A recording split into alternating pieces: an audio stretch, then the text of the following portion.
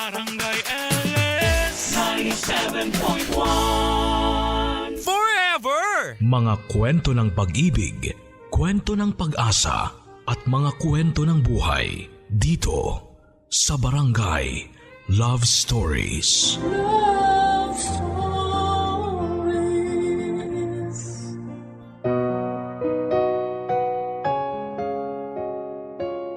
Sinasabing ang buhay ay mahiwaga at kung minsan ay matalinhaga. Gaya ng pag-ibig, madalas ay inaabot ng matagal bago makapagdesisyon ng paglagay sa tahimik. Pero minsan naman ay panandalian lamang ay dumarating kaagad ang pangakuan sa harap ng altar. Pero bago ang pag-iisang dibdib, mahaba o may klima ng proseso nito ay masasabi pa ding malaking pagpaplano ang nakapagitna bago mangyari ito. Ang inyong mapapakinggang kwento ngayong Sabado ay istorya na galing kay Liza, isang babae na mabilis na hulog sa tamang lalaki. Na bagamat hindi pa matagal na pagkakakilala ay naibigay na sa kanyang lahat ng ikakaligaya na nararapat sa isang babaeng magiging kaisa-isang dibdib. Hindi sila dumaan sa kung anumang mga balakid sa kanilang pagmamahalan. Dahil pati ang ina ng kanyang mapapangasawa ay sobrang minahal din siya bilang isang anak. Subalit papaano kung ang halos perpektong kaligayahan na nagsisimula pa lamang ay biglang putulin ng pagkakataon. Tayo nang kilalanin si Liza at si Tim, may ugnay mo kaya ang buhay mo sa karanasang dadaanan ng ating tatlong pangunahing tauhan. Hindi po ito istorya ng love triangle, pero ito ay istoryang kakalabit sa iyong puso bilang kasintahan, anak at kapatid. Ito ang storya ng pag-ibig kung gaano kahalaga ang pamilya para ito ay maging isang matagumpay na pagsasama. Sinasabing ang isang relasyong may matatag na sandigan ay hindi kayang putulin kahit ng sariling kapalaran. Alamin natin kung paano magtatapos ang isang simulang pinutol at muling nagpatuloy. Dito lang yan sa mga kwento ng pag-ibig, buhay at pag-asa sa nangungunang Barangay Love Stories. Dear Papa Dudut, bago po ako magsimula sa parte ng buhay ko na ito na nais kong ibahagi sa inyo, ay gusto ko na po munang hingin ang pangunawa ng lahat ng ating mga kabarangay. Pinalitan ko po kasi ang mga pangalan pati na ang mga apelyido na isinama ko rito sa kwento para po manatiling kaming pribado. Nawa ay maintindihan ng lahat na gusto ko lamang pong ibahagi ang sinapit ng aming pamilya sa mapaglarong kamay ng tadhana. Ako po si Liza, 25 taong gulang. Kasalukuyan po akong call center agent dito sa May Taguig. 5 taon na po ako nagtatrabaho sa kumpanyang pinapasukan ko. Dito ko din po nakilala ang lalaking minamahal ko, 5 taon na ang nakakalipas. Mas nauna po akong nakapasok sa kumpanya. Siya naman ay pumasok makalipas ang 2 buwan. Timothy po ang pangalan niya. Timothy Delgado. Hindi niya tunay na pangalan. Palagi niya akong binibiro na napakagalang ko naman daw sa kanya kasi buong pangalan kung tawagin ko siya. Kaya tinatawag niya naman akong Binibining Liza. Nainis po ako sa kanya kasi parang ang sarcastic kapag tinatawag niya akong Binibini. Kaya para wag na akong mainis ay tinatawag ko na lamang siyang Timothy. Hindi ko na sinabi ang apelyido niya. Pero napakakulit po talaga niya. Kasi biglang nais naman niya ay Tim na lang ang itawag ko sa kanya. Hindi naman kami close kaya bakit ko siya tatawaging Tim? Kaya nakaisip na naman siya ng pang-asar sa akin. Sinimulan niya naman po akong tawagin sa buong pangalan. Kaya nagtunog formal at napakagaling niyang mang-asar, Papa Dudut.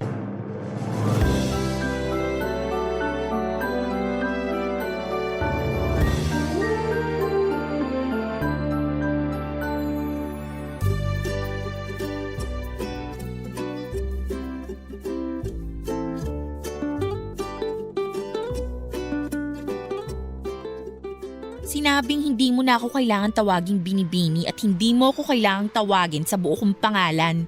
Kulang na lang ipagkalat mo sa mga tao dito ang buong impormasyon tungkol sa akin eh. Hindi totoo yan. Hindi ko naman sinasabi ang birthday mo ah. Pilosopo ka talaga. Bakit? Kailan ba ang birthday mo? Sa January Lakas mo talagang mga asar no? Tsaka na nga, umanap ka na ng kausap mo. Sandali lang. Ito naman hindi na mabiro. Sinabing hindi tayo magkabiruan. Close ba tayo? Tawagin mo na lang akong Tim. Hindi na kita kukulitin. Sige na. Please. Oo na, ang kulit mo. Anong oo na? Anong oo na ano? Uy, inaasar ako. Ang kulit mo. Oo na, Tim. O ayan, masaya ka na? Teka, anong nangyayari? Aray, yung dibdib ko. Ano ba nangyayari sa'yo? Bakit ka nakangiti? Ang puso ko. Masakit ba? Halika pumasok tayo sa loob ng building. Dadalhin kita sa klinik. Nawawala ang puso ko. Ano bang pinagsasasabi mo dyan? Halika na sa klinik. Ang puso ko ninakaw. Ano bang sinasabi mo? Naku, nagdideliryo ka na yata. Ninakaw ang puso ko. Ninakaw mo. Ano? Ikaw ang lakas mo talagang manginis. Kaya ayaw kitang kausapin eh. Lumayo ka nga sa akin. Uy, bakit mo naman ako binatawan? Muntik tuloy ako matapilok. Bigat na ako sa pag-alalay sa'yo. Naglolo ko ka lang pala. Aalis na ako. Bahala ka sa buhay mo dyan. Sandali! Ito naman hindi na mabiro. Natuwa lang ako at sa wakas tinawag mo akong Tim. Kaya mula ngayon, Liz na ang itatawag ko sa'yo. Anong Liz? Unang-una, Liza ang tawag sa akin ng lahat. Pangalawa, hindi tayo close para bawasan mo ng isang letra yung nickname ko. Nickname na nga, pinaikli mo pa. Eh di, ako lang ang tatawag sa yung Liz dito. Parang alam mo na, terms of End that sentence kung ayaw mong hindi na kita pansinin forever. Okay, sige po ma'am. Sarcastic ka ba? Bakit mo ko tatawaging ma'am? Estudyante ba kita? Lisa lang. Lisa, okay? Nice. So, okay na tayo ha. Liza ang tawag ko sa'yo at Tim ang tawag mo sa akin. Tara. Anong tara? Uuwi na ako, no? Sakto. Hatid na kita. Oh, huwag ka nang umindi. May dala akong sasakyan. Para di ka na mahirapan sa biyahe. Doon lang ako nakapark. Lakad pa tayo ng konti. Uy, huwag kang mag-alala. Mabuti naman akong tao. Alam mo naman yun, di ba? Yun lang yung sasakyan ko. Oh. Tara na. Ang kulit mo! Tara na nga. Gusto mo kain muna tayo sa labas? Gusto mong iwan kita dito? O sige, saka na tayo kumain sa labas. Busog pa naman ako eh. Oh, nasa na yung sasakyan mo? Ayan! Motor? Papadudot din naman po sa minamalit ko ang motor at mga nagmomotor. Nagulat lang po ako kasi hindi pa ako nakakasakay sa motor sa buong buhay ko kasi medyo natatakot ako. At ayun na po, kahit na hindi pa ako nakakasakay ng motor ay napilitan na din ako dahil iba talaga ang pagkakapursige ni Tim Papadudot. Hindi niya ako tinatantanan hanggat hindi napapapayag Papadudot. Kasi yung mga pagtataray ko sa kanya, arte ko lang naman talaga yon. Kasi una ko pa lamang siyang nakita ay parang may kilig na akong naramdaman. Feeling high school ako noon na crush yung kaklase pero kunwari ay nagtataray. Yun na yun, ang mismong pakiramdam ko. Pero syempre kahit sumakay na ako sa motor niya ay hindi ko talaga pinaramdam sa kanya na kinikilig ako Papadudot. Hindi naman siguro niya nahalata dahil sa higpit ng pagkakayakap ko sa kanya. Pero Papadudot, don't get me wrong ha. Kasi nga first time kong sumakay ng motor kaya takot ako. Yun ang dahilan ng mahigpit kong yakap sa kanya. Di naman siya nag-isip ng kung ano kasi ramdam niya din na nanginginig ako sa takot. Ginawa naman niya ang pangako niya na mag-iingat ng sobra dahil nga kasama niya ako. Sobrang bagal lang ng takbo ng motor niya para hindi ako matakot. Simula noon ay araw-araw na kaming magkasabay. Araw-araw na akong sumasakay sa motor niya sa loob ng isang buwan. Sa loob ng isang buwan ay 4 na beses na din ako nakapunta sa kanila. Nakilala ko si Tita Alona, ang nanay ni Tim. Tuwing Biyernes pag uwi namin galing trabaho ay sinasama ako ni Tim sa kanila para iwan ang motor niya at sunduin si Tita Alona para magsimba. Matapos magsimba ay sa bahay nila kami maghahapunan dahil lagi nagluluto si Tita Alona.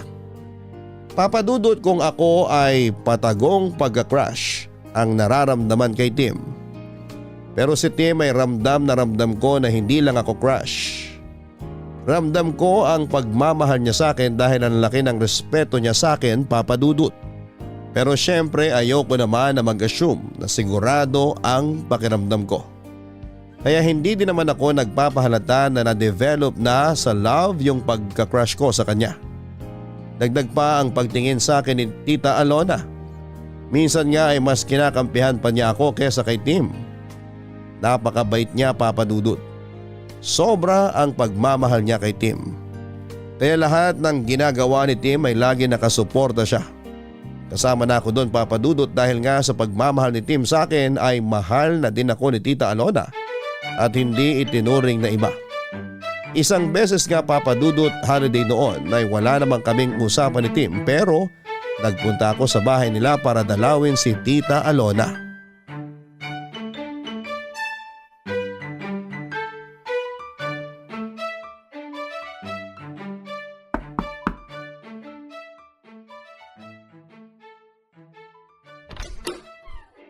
Tita, magandang tanghali po.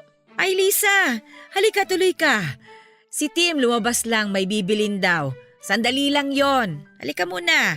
Okay lang po, kayo naman talaga ang dinalaw ko. Eto po, may dala kong cookies, sugar-free po yan. Ay naku, salamat talaga at sugar-free pang pasalubong mo ha. Opo, para mas healthy. Sabi kasi ni Tim ayaw nyo daw ng matatamis. Ay oo, mabuti na yung maingat. Sa edad ko, alam mo naman, malapit na sa sakit. Ay siya nga pala, huwag kang mawawala sa 70th birthday ko ha. Siyempre naman po. Sagot ko na po yung cake ha. May mabibilhan akong sugar-free na cake. Ay meron palang sugar-free na cake? Opo, meron po. Kung sa bagay, halos wala namang imposible ngayon eh. Marami na din kasi ang umiiwas sa sobrang asukal. Yung iba nga ang dahilan, hindi sa kalusugan kundi sa bulsa. Mahal na daw kasi ang asukal. Pero teka, anong lasa ng sugar-free na cake? Masarap naman po, tita. May tamis pa rin pero natural lang. Dapat tayong dalawa lang ang matamis dito sa bahay. Uy, nakakahiya kay tita. Hindi nakakahiya kay nanay yun, no? Ay oo, alam ko naman na mahal mo ang anak ko. Kaya huwag ka nang mahihiya sa akin. Oh, kita mo na? Ito talaga? Sandali, ano yan? Bakit butas yung laylayan ng pantalon mo, ha? Sumabit ako sa nakalawit na bakal dun sa may ginagawang kalye. Hindi ko napansin eh. Muntik na nga ako ma-off balance, buti na lang nakapreno ako. Ano ba yan? Bakit ba hindi nila i-check kung maayos ba ang paligid ng ginagawa nila? Nireport ko na, Nay. Sinabi ko sa kanila kaya ayun, inalis nila agad. Tapos tiningnan kung may mga nakausli pa. Napakadelikado nun ah. Okay ka lang ba? Uy, worried. Umayos ka nga, hindi biro yan. Paano kung merong nangyari sa'yo? Ay, napikon. Sorry po. Totoo naman ang sinasabi ni Liza, anak. Napakadelikado nun. Ay nako, nagkampiyan na sila. Dapat lang, naiinis ako sa'yo. Muntik na nga ako maaksidente, naiinis ka pa sa akin. Sige ka, pag nawala ako, iiyak ka. Hindi magandang biro yan ah. Anak, ayoko din ang biro mo ha. Oh, kumalma na kayo. Mabuti pa, kumain na tayo nitong dala ni Lisa. Sandali lang at aayusin ko ha.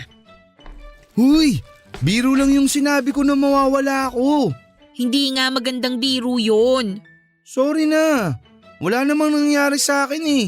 Wala nga, paano kung meron? Nag-iingat naman ako.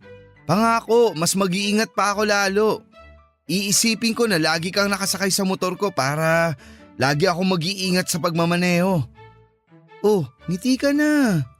Di ka ba nasugatan? Hindi, napunit lang tong pantalon ko. Kayang-kaya kong tahiin tong punit. Ako na magtatahi, hubarin mo na. Ha? Huhubarin? Ano ka ba? Nandyan si nanay oh. Uumpisahan mo na naman ako Oh, eh. Sige, pikon na naman. Huwag ka nang mapikon. Natutuwa nga ako at sinurpresa mo ako sa pagdating mo ngayon eh. Excuse me, no? Nandito ako kasi dinalaw ko si Tita Alona at hindi ikaw. Sige nga, tingnan mo nga ako sa mata. Tapos sabihin mong hindi ako ang ipinunta mo dito. Naiinis na ako ah. Oo. Baka magkapikunan pa kayo dyan, ha? Halina kayo rito sa mesa. Handa na yung merienda natin.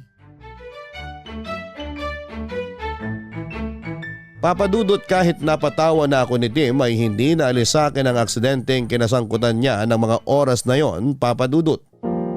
Malit na aksidente man yon pero aksidente pa rin. Nakakatakot kasi at alam naman natin ang mga nagmumotor. Sinasabi nila na laging nasa hukay ang isang paa mo. Natatakot ako sa kasabihang yon, Papadudot.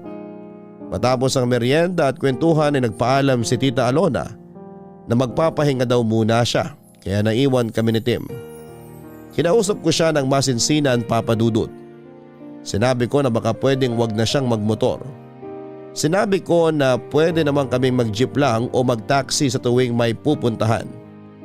Sabi niya ay napaka-convenient daw kasi ng motor, lalo na daw pag traffic. Madali lang daw umiwas at sumingit-singit. Alam kong mahirap pa siyang kumbinsihin kaya hinayaan ko na muna ang aking request. Pero ang sabi ko sa sarili ko ay makukumbinsi ko din siyang wag nang magmotor. Darating ang araw na yon, pangako ko sa sarili ko. Makalipas ang 1 linggo matapos yung minor accident na pumunit sa pantalon niya, ay pupunta na uli ako kina Tim. Pero sinundo niya ako, Papadudot. Ayon, nakamotor kaming bumiyahe. Maingat namang magmaneho si Tim mula sa amin hanggang sa kanila at maayos naman ang naging biyahe naming dalawa. Sobrang palagay na ang loob sa akin ni Tita Alona kaya open na din ako sa mga biruan namin. Hindi na ako nangingiming tumawa ng malakas kapag nagpapatawa si Tim. Kasi pag tumatawa ako mas tawang-tawa si Tita Alona sa tawa ko. Hanggang isang beses ay tinanong ako ni Tim kung takot pa daw ako sa motor matapos ang mahigit 2 buwan ng pagsakay ko sa motor niya. Sabi ko ay medyo hindi na.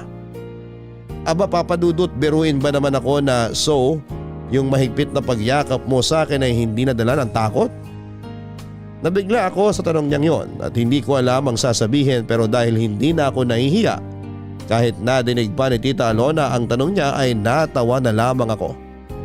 Ayon, doon siya nakakuha ng pagkakataon para sabihing mahal niya ako. Papadudot, mahigit 2 buwan na rin naman kaming araw-araw magkasama kaya hindi na ako nagpakipot pa. Kahit kaharap si Tita Alona ay sinagot ko din kaagad siya. Pero hindi pa pala yon ang araw na sosorpresahin niya ako sa mga tanong niya kasi isang araw na corner niya ako sa isang tanong, Papadudot.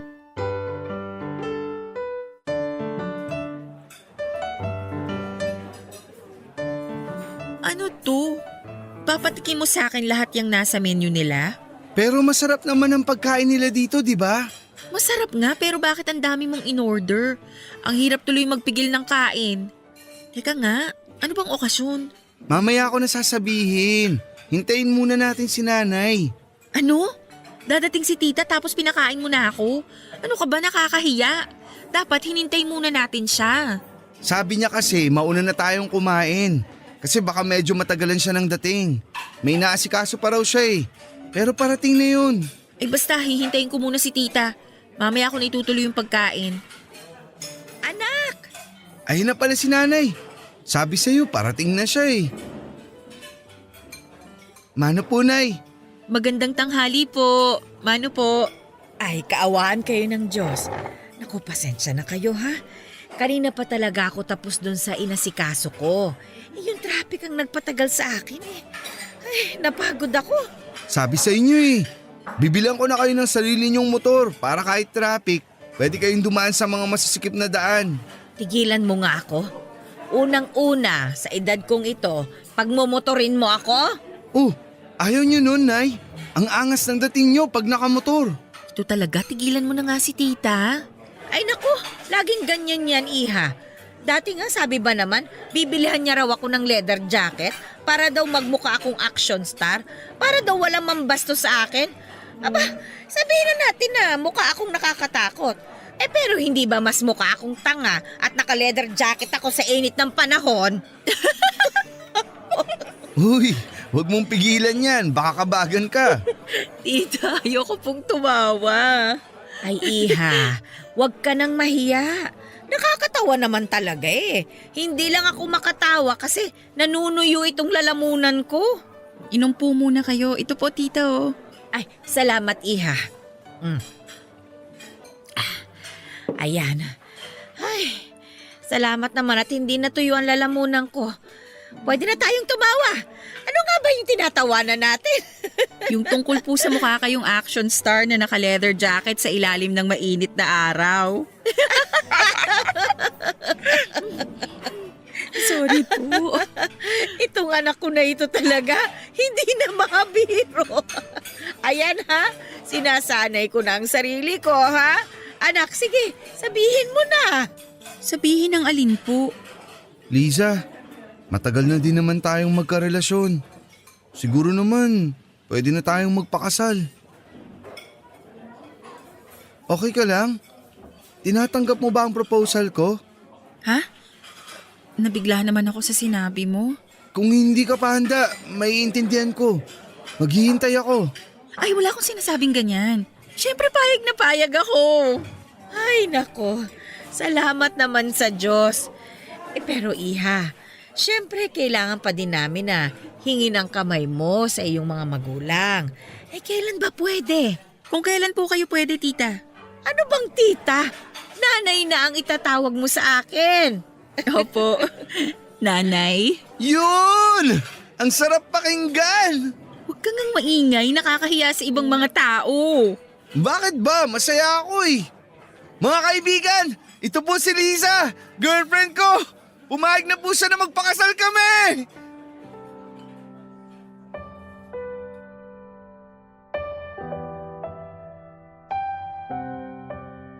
Napakasaya ng araw na yon, Papa Dudut. Plinano namin ang pagharap sa mga magulang ko para kunin ang basbas nila. Hindi naman ako nag-alala na hindi sila papayag.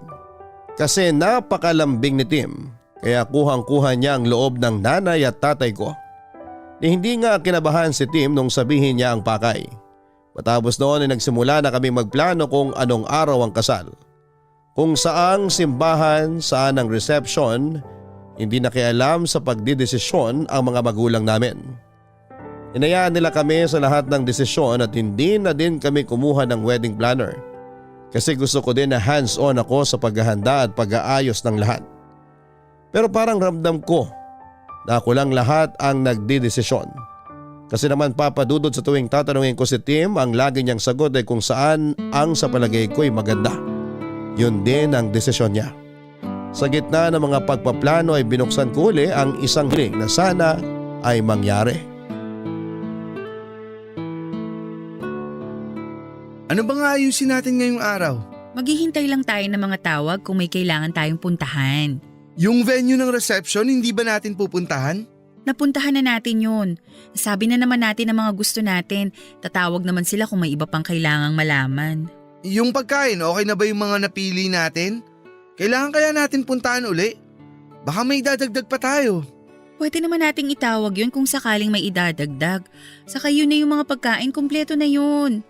Magdagdag na lang kung may additional guest pa tayo. Nabigyan na ba natin lahat ng invitation? Baka may mga nakakalimutan pa tayo na dapat imbitahin. Nabigay na lahat. Siguro naman naimbita na lahat ng dapat. Mag-relax ka nga. Sorry, mukha ba akong tensyonado? Gusto ko kasi maayos na lahat. Para wala na tayong iisipin 1 week bago ang kasal. Okay na lahat. Iba naman pag-usapan natin. Okay. Ilan ba gusto mong anak?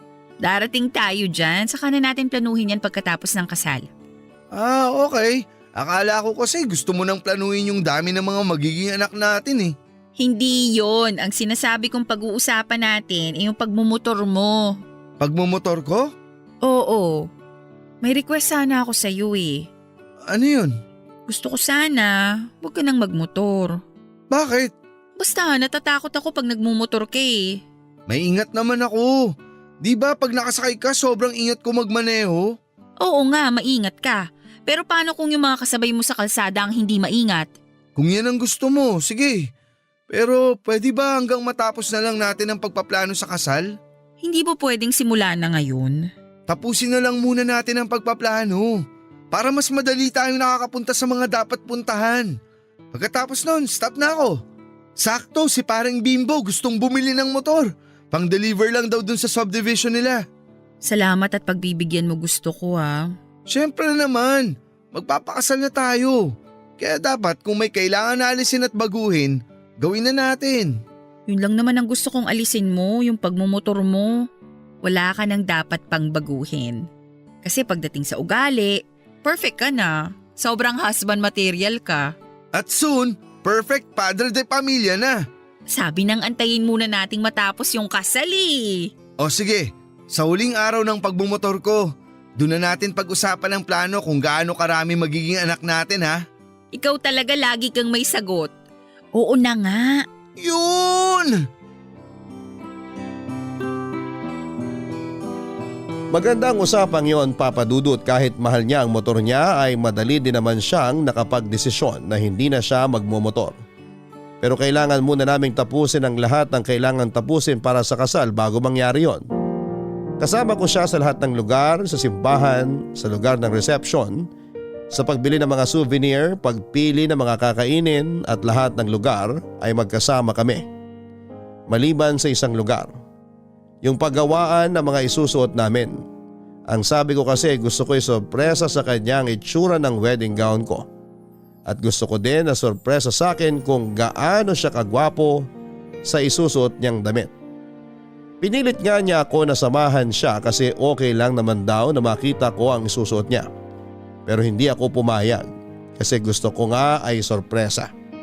Pero noong araw na tinawagan siya ng sastre para daw may sukat ang damit bago tuluyang tapusin ang tahi ay bigla ko na lang naisipan na sumama sa kanya. Pero nabaliktad. Siya naman ang nagsabi sa akin na huwag na daw akong sumama para sorpresa. Alam ko na lang iinis lamang siya kaya kinulit ko na sasama ako. Pero hindi talaga siya pumayag. Umalis na siya ng araw na yon gamit ang motor niya at ang sabi niya ay may maganda daw siyang balita sa akin. Nagtaka ako kung ano yon. Ang sabi niya ay dahil huling lakad na daw ng pagpaplano yung sukat ng damit niya. Yun na raw ang huling araw na magmomotor siya. Natuwa ako sa mga sinabi niya, Papa Dudut, dahil sa wakas ay matutupad na ang gusto ko na huwag siyang magmotor. Nakita niya ang tuwa ko kaya niyakap niya ako at saka siya humalik sa akin at saka tuluyan ng umalis. Pumasok ako ng bahay na ini-imagine ang magiging itsura niya sa Amerikanang pinatahi niya. Pero sandali akong natigilan dahil naisip ko ang sinabi niya. Na yun ang huling araw na magmomotor siya. Ilang sandali lang ay may sumigaw sa labas. Tinawag ako dahil na-aksidente raw sa kanto si Tim. Na-aksidente si Tim, isang kanto lang ang layo sa amin. Patawid na daw si Tim nang biglang may kotseng nawala ng preno ang sumalpok sa kanya. Naitakbo sa ospital si Tim pero hindi na siya naisalba ng mga doktor. Wala na ang pinakamamahal ko, Papa Dudut. Lahat ng plano namin ay wala na. Dahil ang taong kasama ko para buuin ang mga pangarap ko ay hindi ko na makakausap. Siguro ay iniligtas ako ng pinakamamahal ko kaya hindi ako nakasamang maaksidente. Dahil noon naman sa tuwing magsasabi akong sasama ako sa kanya ay hindi siya nagdadalawang isip at agad-agad ay isinasama niya ako. Pero ng araw na yon ay talagang pinilit niya na huwag akong sumama. Kahit na wala naman sa kanya kung makita ko ang damit niya o hindi. Ginawa niya lang dahilan ang huwag kong makita ang damit para hindi ako magpilit na sumama. Nagsisisi din ako dahil nawala sa isip ko na sabihan siya na mag-ingat ka.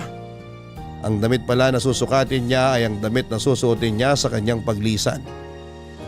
Masakit sa akin ang nangyari, Papa Dudut, pero nilakasan ko ang loob ko at tinapangan ang sarili ko dahil ako ang umalalay sa nanay ni Tim. Matanda na rin si Nanay Alona. Napakasakit sa kanya ang nangyari dahil si Tim ay ang kaisa-isa niyang anak. Kung maaari lang na gumawa pa ng isang Tim para hindi na mangulila si Nanay Alona ay gagawin ko. Pero hindi pwede. Ipinangako ko na lamang kay Tim na hindi ko iiwan si Nanay Alona. Lagi ko siyang dadalawin at kukumustahin. Makalipas ang 1 taon ay sabay naming dinalaw ang libingan ni Tim, Papa Dudut. Pagkagaling sa sementeryo ay hinatid ko siya sa bahay. Pauwi na ako nang makakita ako ng magkasamang nakasakay sa motor. Biglang bumalik sa akin ang lahat ng alaala namin ni Tim kapag sakay niya ako sa motor niya. Mahirap man, Papa Dudut, pero kailangan na mag-move on, ang sabi ko sa sarili ko. Sa huling pagkakataon ay sasakay ako sa motor para sa huling alaala ng pag-angkas niya sa akin. Pagkatapos noon ay susulong na ako sa susunod na kabanata ng buhay ko. Kaya naisipan ko mag-book sa isang app para sumakay sa motor at dito na nangyari ang isang bagay na napakahirap intindihin at ipaliwanag.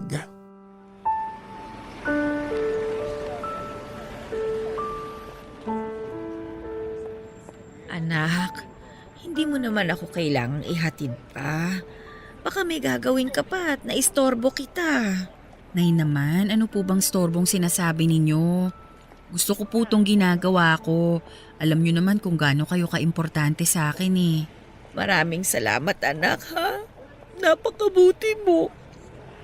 Kahit wala na si Tim, nandiyan ka pa din at hindi mo ako iniwan. Salamat anak. Salamat. O ano po yan?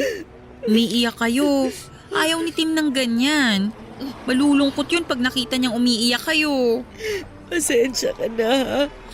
Halika muna at kumain ka bago ka umalis. Naku, wag na po, Nay. May pupuntahan pa po ako. Nag-book na po ako ng motor na sasakyan ko. Malapit na rin pong dumating dito. Bukas na lang po, magdadala din ako ng laing na luto ni Mama. Oy sige, masarap magluto ng laing ang mama mo.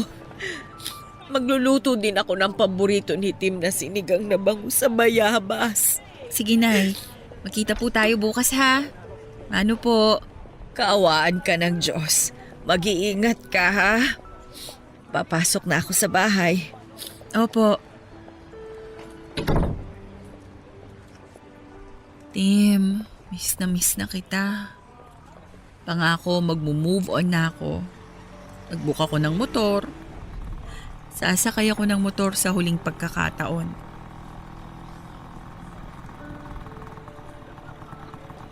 Ma'am Liza? Kayo po ba si Ma'am Liza? Ma'am, okay lang po ba kayo? Ha? Oo.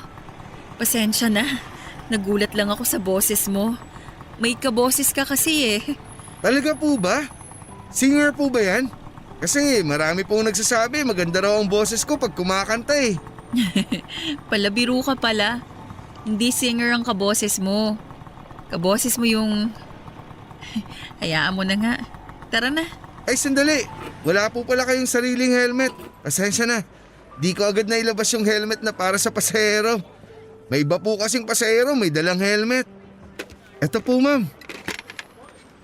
Malinis na po yan. Lagi ko pong ini-spray ng alcohol. Pero isprayan ko po ulit sandali ng alcohol bago niyo isuot. Ayan. Ma'am, pwede niyo na pong isuot. Salamat.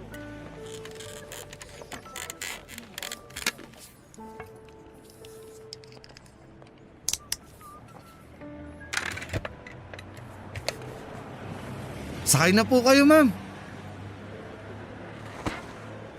Bago po tayo umandar ma'am, check ko lang. Komportable naman po kayo sa pagkakaupo nyo? Ha? Oo, komportable naman. Salamat. Don't worry ma'am, ihatid ko kayo ng safe and sound. Maingat po ako, lalong-lalo na kung may sakay. Naalala ko yung boyfriend ko sa'yo. Napakaingat nun sa pagmamaneho ng motor.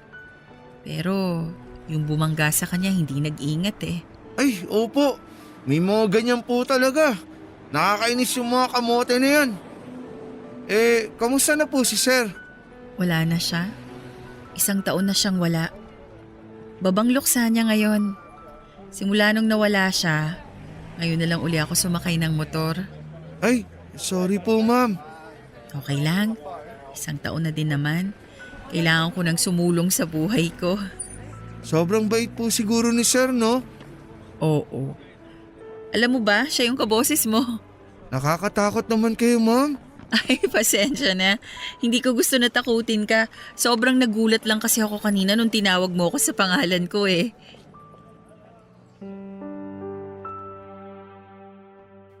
Noong pagkatawag pa lang niya sa akin ng Ma'am Liza at kaboses niya si Tim ay parang nag-flashback sa akin noong una kong kinukulit noon si Tim sa hallway ng opisina namin. Buong biyahe kaming nagkwentuhan, Papa Dudut, at para akong reporter na nag-i-interview sa dami ng tanong ko. Gusto ko kasing madinig ang boses niya habang kausap ko siya. Nakapikit ako at iniisip ang mukha ni Tim na parang siya ang nagmamaneho habang nakasakay ako sa motor. Nalaman ko na graduate siya ng Bachelor of Science in Computer Science. Pero nagmamaneho muna ng motor para makaipon dahil may gusto siyang itayong negosyo na konektado sa kurso niya. Nagpa-cute pa nga siya, Papa Dudut, kasi nung tinanong ko, ayaw niyang sabihin kung anong negosyo ang itatayo niya. Huwag na daw muna kasi baka maudlot. Ewan lang kung bakit ba na itanong ko sa kanya kung may asawa na siya. Sinagot niya naman na wala. May kasintahan daw siya dati kaso ay hindi rin sila nagtagal. Ayon sa kanya ay hiniwalayan siya dahil wala daw siyang oras para sa relasyon nila. Ayun nga, tuloy-tuloy ang kwentuhan namin sa buong biyahe. May mga tanong ako at sagot siya na nagkakatawanan pa kami na parang ang tagal na naming magkakilala. Papa Dudut, hindi naman sa defensive ako pero gusto ko lang talagang madinig ang boses niya. Kaya nakipagkwentuhan ako sa kanya kasi hindi ko naman masasabi kung makakausap ko pa ulit siya o kung may makakausap pa ako na kaboses ng boyfriend kong si Tim. Siguro pagkakataon na ng uli ang gagawa ng paraan kung magkikita at magkakausap pa uli kami. Malapit na akong buwaba at halos lahat na itanong ko na sa kanya maliban sa pinakaimportante, ang kanyang pangalan. Hindi ko kasi nabasa yung pangalan niya sa app kasi wala ako sa wisyo noong nagbook ako. Noong matanggap niya yung booking ay itinago ko na kaagad ang phone ko. At habang nasa biyahe ay hindi ko naman makuha ang phone ko sa bag ko kasi kinakabahan ako, Papa Dudut. Pagbaba ko ng motor at bago ko pa man maitanong ang kanyang pangalan ay nakiusap na siya na kung pwede raw ay makiinom para daw hindi na siya bibili ng tubig at matipid niya ang budget niya sa araw na yon. Niyaya ko siyang pumasok sa bahay pero nahiya siya at doon na lang daw siya maghihintay sa labas. Siyempre hindi ko na siya pinilit pa. Agad akong pumasok sa bahay para kumuha ng tubig. Sakto may bottled water pa ako na hindi nabubuksan sa ref. Paglabas ko ay saktong tinanggal niya ang helmet niya. Nang iabot ko na ang tubig ay tinanggal niya naman ang suot niyang mask. Doon ko unang naramdaman ang halo-halong emosyon at hindi ko alam kung papaano ipapaliwanag yon.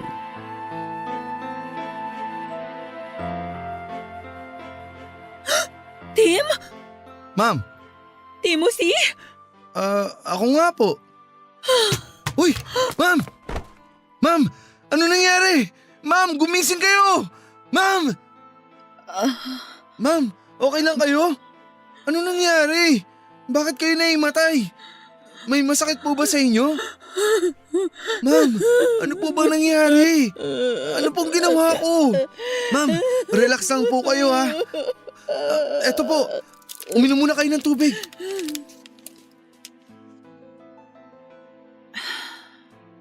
Okay na kayo, ma'am? Kalmado na po ba kayo? Oo. Okay po. Bakit po kayo naimatay? Ano po bang nangyari? Para kayong nakakita ng multo eh. Yung binigay niyo pong tubig, napainom ko din tuloy sa inyo. Joke lang po. Pinapatawa ko lang kayo. Tim? Ikaw ba talaga yan? Opo. Ako nga po. Yun din po yung pangalan na nakalagay sa app. Bakit po parang ngayon nyo lang na-realize yung pangalan ko? Hindi ko tinignan ang pangalan mo sa app kanina. Sobrang lalim ng iniisip ko eh. Ang nakita ko lang yung numero ng plaka ng motor mo. Bakit po gulat na gulat kayo na Timothy ang pangalan ko? Paano nyo rin po nalaman na Tim ang nickname ko? Ay, wag nyo na pong sagutin yung huling tanong. Obvious naman po kasi na kaya Tim dahil Timothy ako. Pasensya na po kayo ha. Pinapatawa ko lang kayo para ma-relax kayo. Tim, naguguluhan na ako. Mas naguguluhan ako, ma'am. Ano po bang nangyayari? Hindi mo ba talaga ako kilala? Hindi po. Ngayon ko lang po kayo naisakay. Timothy Delgado? Ano po? Ikaw si Timothy Delgado. Hindi po. Timothy Garcia po ako. Nakakatakot naman kayo, ma'am. Napagkamalan niyo ako yung kakilala niyong Timothy. First time niyo lang po bang nakadinig ng may kapangalan? Joke lang po. Hindi lang sa pangalan eh. Hindi ko alam kung paano ko ipapaliwanag sa'yo. Sige po, ma'am. Makikinig po ako. Pwede bang samahan mo ako pabalik kung saan mo ako sinakay? Okay lang po sana, ma'am. Kaso, may schedule pa po ako ngayon eh. Baka malate po ako ron. Nagdadrive din po ako ng rent-a-car. May ihatid po ako sa Pampanga. 5 PM po yun, kaso may nakuha pa po akong isang pasahero sa motor bago ako umuwi. Pasensya na, ma'am ha. Hindi po sa nagdadahilan ako. Alam ko na. Kunin ko na lang po ang number nyo. Kontakin ko po kayo bukas pagbalik ko dito sa Maynila. Eto yung number ko. Pasensya na, pakopya na lang dyan sa cellphone. Hindi ko na maalala ang number ko, naguguluhan ako. Opo, ma'am. Ang gulo po talaga. Kung wala lang po akong gagawin ngayon sana sinamahan ko na kayo. Pasensya ka na ha. Mahirap ipaliwanag eh. Pero may tao na pwedeng maglinaw ng lahat. Sige po, ma'am. Eto na po ang cellphone nyo. Nakuha ko na po ang number nyo. Sinave ko na din po ang number ko sa phone nyo. Ma'am, nakatulala po kayo. Pasensya ka na. Huwag ka sanang mawirdohan sa akin ha. Actually, mas lalo ako naging interesado kung ano yung gusto nyong sabihin eh. Paano, ma'am? Kailangan ko na pong pick upin yung pasahero ko. Sige po, Ma'am Liza. Lisa na lang please. Lisa na lang ha, tanggalin mo na din yung po. Okay, sige, alis na ako. Mag-iingat ka. Salamat. Bye, Liz.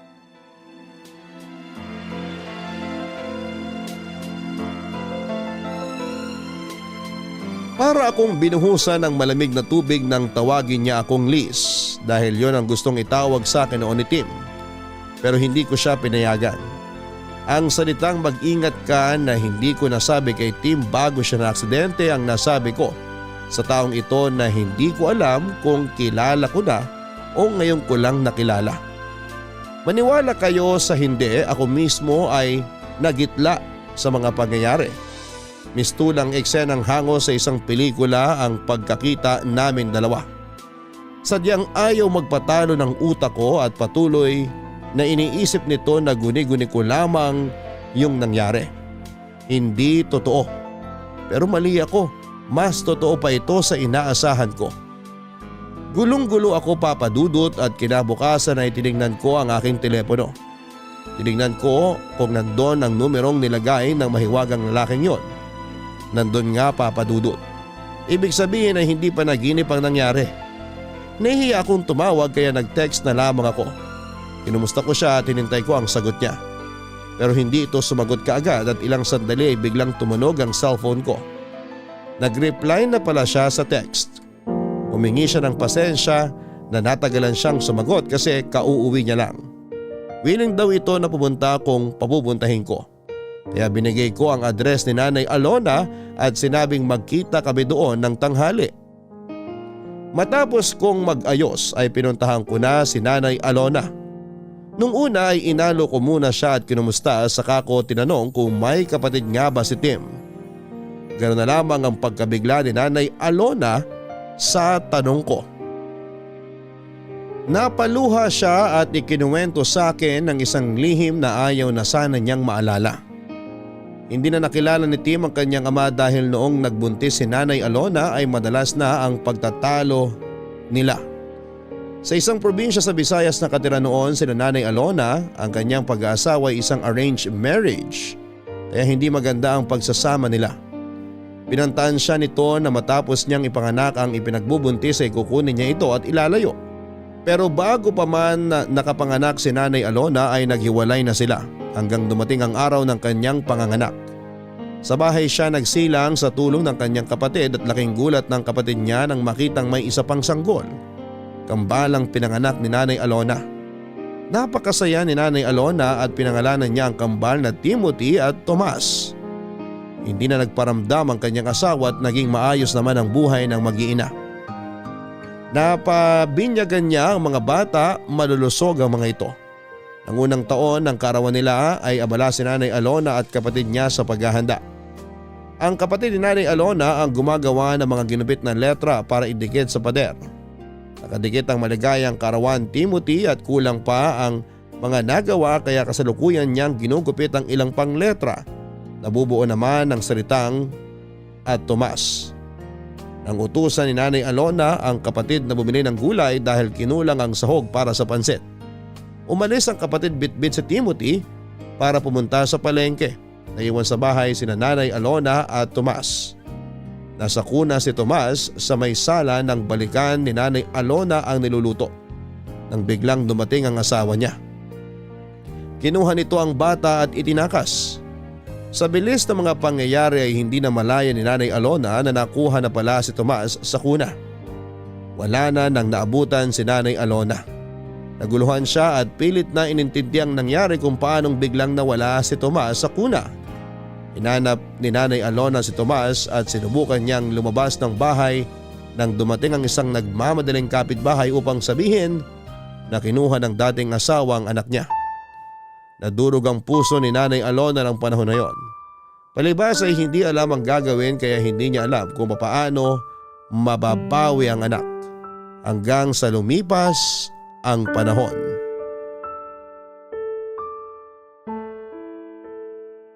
Ilang taon kong dinamdam ang pangyayaring yon. Bakit mo ba biglang naitanong yan? Nay, may nakilala po ako. Kamukhang kamukha ni Tim. Hindi ako makapaniwala nung makaharap ko siya. Akala ko nagmumulto si Tim pero kausap ko siya at nahawakan ko. Ha? Diyos ko! Nay, huminahon kayo. Anak ko yun! Sigurado si Thomas yun! Magkamukha sila ni Tim nung bata pa sila. Kaya hindi ako magkakamali. Siya yung nawawala kong anak! Nay, Tim din po ang pangalan niya. Pero iba po ang apelyido. Garcia po. Apelyido yun ang kanilang ama. Ang apelyido na ginagamit ni Tim ay apelyido ko. Siguro nung araw na kinuha si Thomas, pangalan pa lang ni Tim ang nakadikit sa pader noon. Marahil iniisip ng ama niya na ang nakuha niyang bata ay si Timothy. Hindi niya din alam na kambalang naging anak namin. Diyos ko! Sana siya si Thomas! Parang awa mo na, Diyos ko! Bago man lang po magpantay ang aking mga paa! Minahon kayo, Nay. Pinapunta ko siya dito kasi gusto ko din malaman kung ano bang nangyayari. Parating na po siya, nag-text na siya sa akin. Ibinigay ko yung address dito. Alam na niya ang lugar na to kasi dito niya ako sinundo ng motor kahapon. Tao po! Liza! Diyos Nandiyan ko! ka ba? Boses ni Tim yun! Siya na po yan. Nay, huminahon kayo ha. Papapasukin ko lang siya. Magandang tanghali, Liza. Tuloy ka.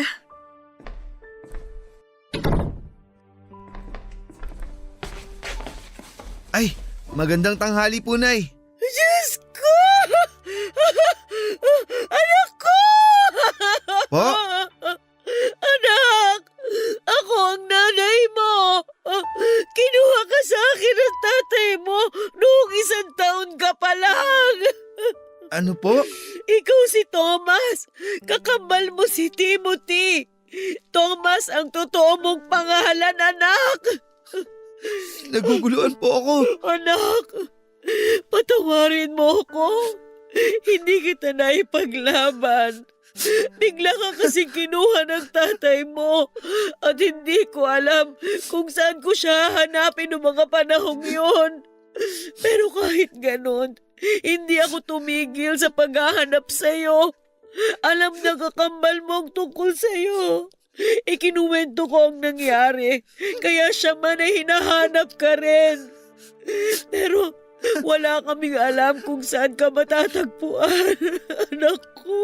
Kaya pala ang nakilala kong nanay, palaging sinasabi sa akin na hindi niya ako anak. Akala ko noon inampun lang nila ako. Para akong ibang tao sa bahay na yun. Gusto kong malaman ang totoo pero sa tuwing tatanungin ko si tatay, nagagalit siya at sinasaktan niya ako. Kaya itinigil ko na ang pagtatanong at tinanggap ko na lang kung anong meron ako noon. At ang meron ako noon, yung sarili ko lang. Patawarin mo ko, anak ko. Ginawa ko ang lahat. Alam ng Diyos yun. Alam ng Diyos kung paano kita hinanap. Kami na kapatid mo. Anak, mahal na mahal kita, anak ko. Nay!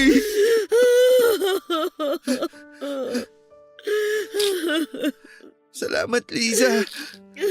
Salamat din at binigyan mo ako ng dahilan para makausad. Anong ibig mong sabihin?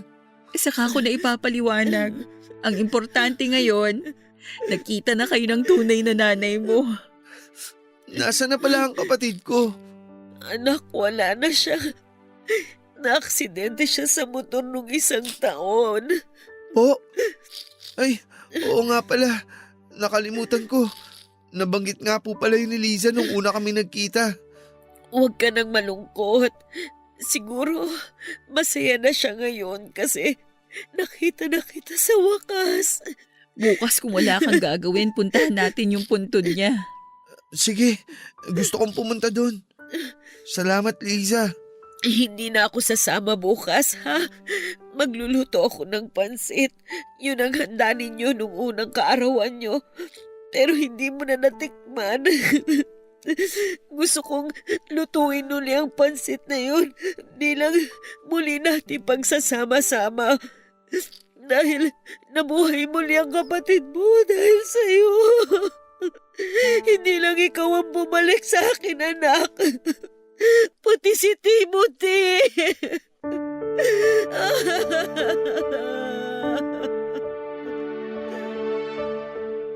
Papadudot nang marinig ko ang sinabi ni Nanay Alona na nabuhay muli si Tim dahil sa kanyang kakambal. Sana'y totoo din para sa akin. Pero hindi. Hindi ko na uli makakapiling pa ang pinakamamahal ko. Pero para kay Tim ay tatanggapin ko na lamang ang lahat ng nangyari. Oras na nga talaga ng pag-move on. Nakakalito, Papadudot, kasi pareho sila ng pangalan pero hindi na siguro kailangan na magpalit pa ng pangalan si Timothy para ibalik sa Thomas ang pangalan niya. Kasi yun na din naman ang kinalakhan niya. Sa mga papel na pinagawa ng tatay niya para sa kanya ay puro Timothy ang nakalagay na pangalan. Saka isa pa ay okay na din at Tim din ang pangalan niya. Parang nandyan pa din si Tim ko. Don't get me wrong, Papadudot, ha. Sabi ko nga ay naka-move on na ako. Pero ayaw ko namang totally kalimutan si Tim. Sa bahay na ni Nanay Alona nanirahan si Tim dahil napakahabang panahon ang nawala sa kanilang dalawaan na magkasama. Kaya kailangan nilang habulin ang mga panahon na nangulila sila sa isa't isa. Masayang masaya ako dahil bukod sa akin ay naka-move on na din si Nanay Alona. Oo, wala na nga ang boyfriend kong si Tim pero buhay na buhay siya sa lahat ng aspeto sa katauhan ng kapatid niyang si Thomas o Timothy. Dahil nga doon ay nakatira si Timothy kay Nanay Alona at dahil madalas ko ba din dinadalaw si Nanay Alona ay madalas din kaming magkasama at nagkwekwentuhan. Papadudot, para kaming soulmates dahil ang gaan ang loob namin sa isa't isa. Ayoko maging unfair, ayokong isipin na kaya ako close sa kanya dahil nga si Tim pa din ang nakikita ko. Kasi habang tumatagal ang panahon, kahit pala sila kambal ay may mga pagkakaiba din pala sila. Pareho sila ng sense of humor pero si Tim ay pag seryosong topic ay nagiging seryoso. Si Timothy ay iba. Kasi para sa kanya pag seryoso ang topic ay pinipilit niyang hanapan ng paraan para maging magaan ito. Ayaw niya daw ng mga nakakalungkot. Kasi halos buong buhay niya ay malungkot na. Kaya ayaw niyang nakakakita ng nalulungkot. Papadudot na kumbinsin na rin namin ni Nanay Alona si Timothy na huwag nang magmotor. Dahil nga hindi maganda ang nangyari kay Tim dahil sa motor.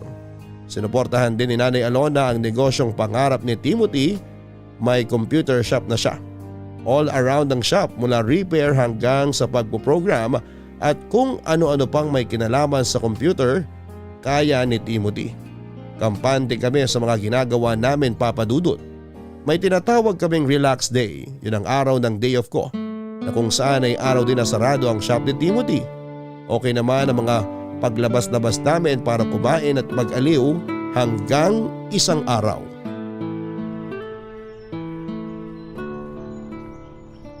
Bakit ba paborito mong pumunta sa park na to? Alam mo, sa totoo lang, hindi ko rin alam. Baka naman may naaalala ka kapag nagpupunta ka dito. Wala naman. Para kasing napapanatag yung utak ko pag nandito ako. So nagpupunta ka dito mag-isa? Hindi. Ayoko namang isipin ng mga taong nakakakita sa akin na loner ako. Sino kasama mo? Iba-iba, mga kaibigan ko. Alam mo bang si Tim? Yung kakambal mong si Tim, gustong gusto ring pumupunta sa park na to. Talaga? Bakit ganun? Anong bakit ganun? Ang liit lang naman itong park. Kung nagpupunta siya dito noon pa, bakit di kami nagkita kahit minsan? Mahiwaga talaga ang buhay eh. Siguro nga. Ikaw ba ang lagi niyang kasama dito? Minsan, pero di gaya mo, kaya niyang tumambay dito mag-isa. Mag-isa siya dito pag nagkakasamaan kami ng loob. Pagkagaling dito, makikipagkita na siya sa akin. Tapos ang saya na niya at patatawanin na naman ako.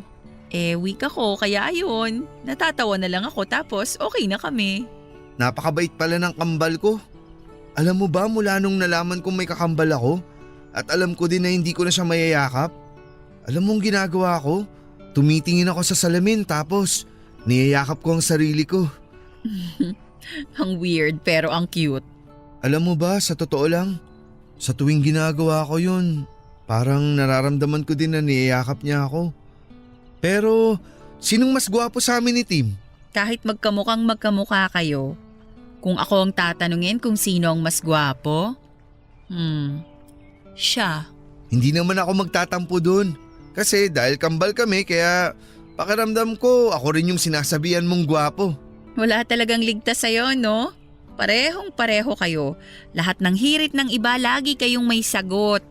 Speaking of sagot, dahil sinagot mo ang lunch kanina, sagot ko naman ang merienda ngayon. Kaya diyan ka lang, may bibilin ako. Yung sikat na Siopaw at pork siomay dun oh. Sandali lang ha. Aba, bilisan mo. Baka ako naman ang pag-isipan ng mga tao na loner. Mabilis lang ako.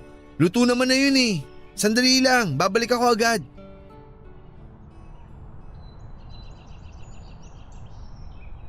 So, ikaw yung pinalit sa akin? Ha? Ako bang kausap mo, miss? Di pa ba obvious? Sa'yo ko nakatingin, diba? Natakot ako bigla eh. Baka kasi may nakikita ka na hindi ko nakikita.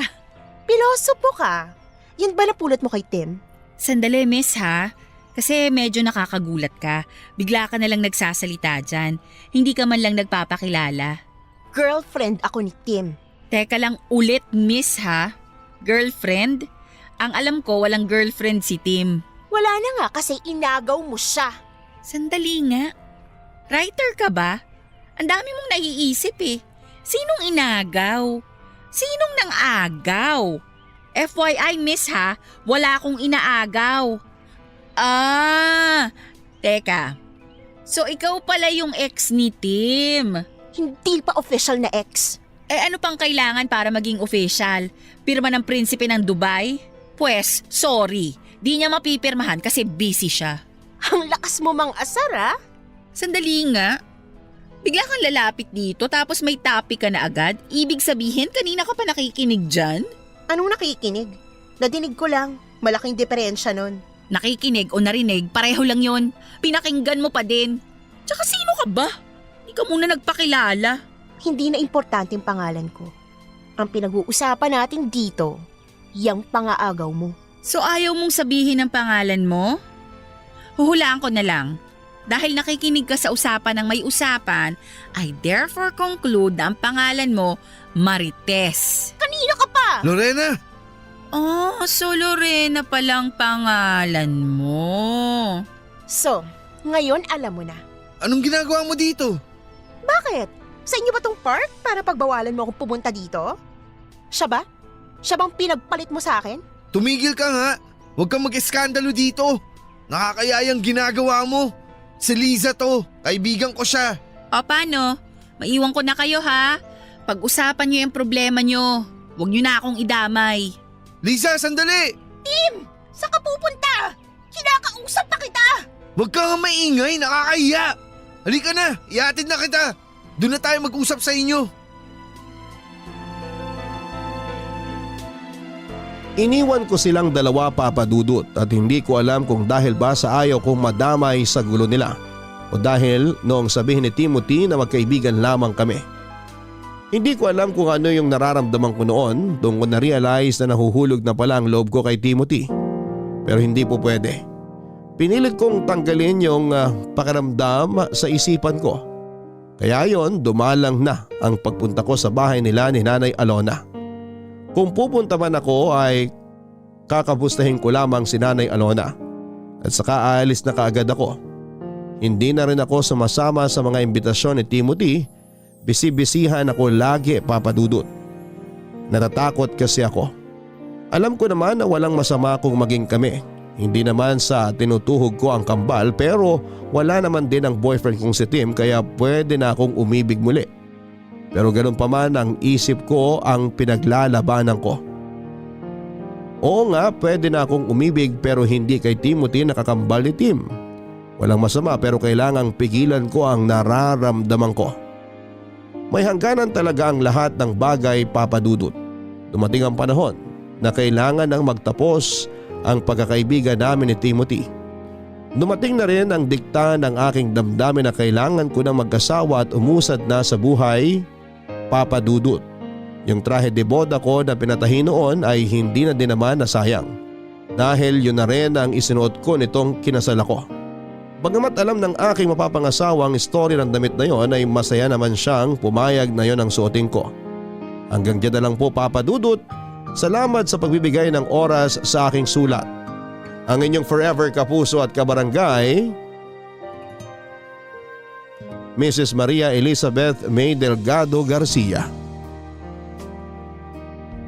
Deja vu, pa bang matatawag ang lahat ng pinagdaanan ni Liza? Mula sa malungkot na pangyayari ay natapos pa din ng masaya. Sabi nga ay mapaglaro daw ang tadhana pero siguro kung pipilitin mong gawing positibo ang isang negatibong bagay ay ililiko pa din ang tadhana ang katapusan para maging masaya. Kaya anuman ang nangyayari, huwag tayong mawala ng pag-asa. May pagsubok man, tuloy pa rin ang buhay. Hanggang sa muli, ako po ang inyong si Papa Dudut sa mga kwento ng pag-ibig, buhay at pag-asa sa Barangay Love Stories number 1. Mga kwento ng pag-ibig, kwento ng pag-asa at mga kwento ng buhay dito sa Barangay Love Stories. Love Stories.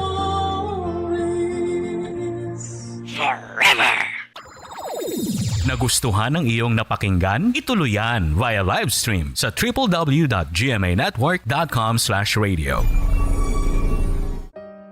Kabarangay, i-share mo ang iyong barangay love stories. Sabay-sabay nating pakinggan ang iyong kwento ng pag-ibig, buhay at pag-asa. Ipadala lang sa barangaylovestories@yahoo.com.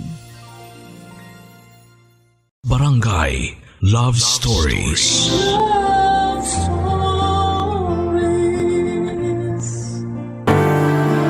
Sa mga magulang ay hindi maiiwasang merong isang anak na mas mapaboran. Hindi maiiwasang maiparamdam kung sino ang paborito at pinipili sa mga anak. Ikaw, kabarangay, bilang isang magulang, alam mo bang hindi maganda sa pakiramdam ng isang anak ang mapag-iwanan? Dear Papa Dudut, naranasan nyo na bang problemahin kung paano kayo purihin ng mga tao sa paligid ninyo? Kung paano nila kayo nilagay sa pedestal dahil para sa kanila kayo na ang pinakaangat sa lahat? Ako po ay oo, Papa Dudut. Ako nga pala si Colleen, 30 years old at may kinalaman ito sa aking pamilya. Lalo na sa aking mga magulang na ang taas lagi ng tingin sa akin. Alam niyo ba kung ano yung sinasabi na Golden Child Syndrome? Yun yung tingin sa iyo ng iyong mga magulang na exceptional ka sa lahat ng bagay. Kumbaga'y perpekto ka sa paningin nila dahil hindi sila nakakakita ng mali sa iyo. Lahat ng gusto at pangarap nila para sa iyo ay natupad mo. Isa itong panalo sa mga magulang. Pero sa mga anak na tulad ko ay isa itong parusa, Papa Dudut. Dito iikot ang aking kwento, Papa Dudut at mga kabarangay. At sana sa pagbabahagi ko ng aking kwento ay may matutunan hindi lamang ang mga anak kundi pati na rin ang mga magulang. Lalo na sana ang mga magulang. Dalawa lang kaming magkapatid sa pamilya, ako ang bunso habang ang kuya Nilo ko naman ang panganay. Mas matanda lamang siya ng 1 taon sa akin. Dahil ako nga ang golden child sa pamilya ay nasa panig ko lagi noon ang mga magulang ko. Naubusan ng atensyon ang kuya Nilo ko dahil laging nasa akin ang mga mata ng mga magulang ko. Wala silang ibang nakita sa akin kundi ang magagandang bagay, Papa Dudut. Pagdating naman sa aking kuya Nilo ay kabaliktaran ang lahat. Nakaramdam ako ng awa sa kanya. Pero pinaramdam din sa akin ng mga magulang ko na hindi ko namang kasalanan kung laging kulelat ang kuya ko sa lahat ng bagay. Hindi ko nagawang ipagtanggol ang kuya ko dahil natatakot din akong sumagot sa mga magulang ko. Hindi kasi ako nasanay na kumokontra sa mga sinasabi nila. Malaki ang naging respeto ko sa mga magulang ko pero habang tumatagal, parang gusto ko nang baguhin ang pakikitungo ko sa kanila, Papa Dudut.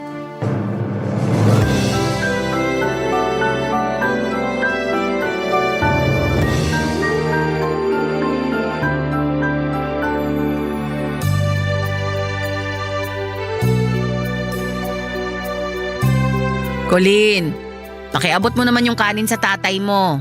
Sige po. Tay, kanin po. Salamat, Colleen.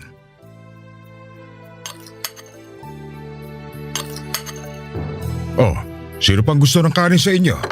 Kuya Nilo, kanin pa? Huwag mo nang bigyan ng kanin ng kuya mo. Hirap na nga maglakad yan, bigat ng tiyan eh. Ay, paabot na lang tubig, Colleen. Pangtunaw ng taba sa tiyan. Hindi tubig ang solusyon sa taba. Ehersisyo at pagtigil sa bisyo. Eto na naman tayo. Ano sabi mo? Ang sabi ko po… Nay, tay, may trabaho na po pala ako. Talaga? Ang bilis mo namang makahanap ng trabaho. Last week ka lang yata nag-resign sa dati mo pinapasukan ah. Magdududa ka pa ba sa kakayanan ng anak mong yan? Alam mo namang magaling si Colleen. Matagal na nga ang 1 linggo sa paghahanap ng trabaho sa kanya eh. Congrats anak. Akala ko magpapahinga ka pa. Magpapahinga muna sana ako. Kaya lang inoffer sa akin ng kabatch ko yung trabaho. Naisip ko sayang naman kung tatanggihan ko. Tsaka sinubukan ko lang naman baka sakaling umubra. Tinanggap po ako. Sayang naman po kung hindi ko itutuloy. Ay, mabuti pa itong si Colleen. Hindi pa petiks-petiks lang sa buhay. Hindi katulad ko, no? Narinig kita. Kung bubulong ka, hinaan mo pa. Sino ba nagsabing bumubulong ako? Anay, mas mataas po ang sahod kumpara sa dati kong trabaho. Tsaka mas maganda pa ang mga benefits. Hindi na matanggal ang ngiti ko. Parang nabusog na ako sa binalita mo. Kunin niyo na nga itong kanin sa plato ko. Ayoko na palang kumain. Solved na ako eh. Tatay talaga. Masaya ako para sa iyo, Colleen. Hindi naman ako nagulat na ang ganyang klaseng trabaho ang makukuha mo. Ikaw pa ba? Napakagaling mo sa lahat ng bagay. Wala kang kakompetensya sa galing. Si nanay naman, nahawa na rin sa pagiging bolero ni tatay. Ay, ano bang pangbobola?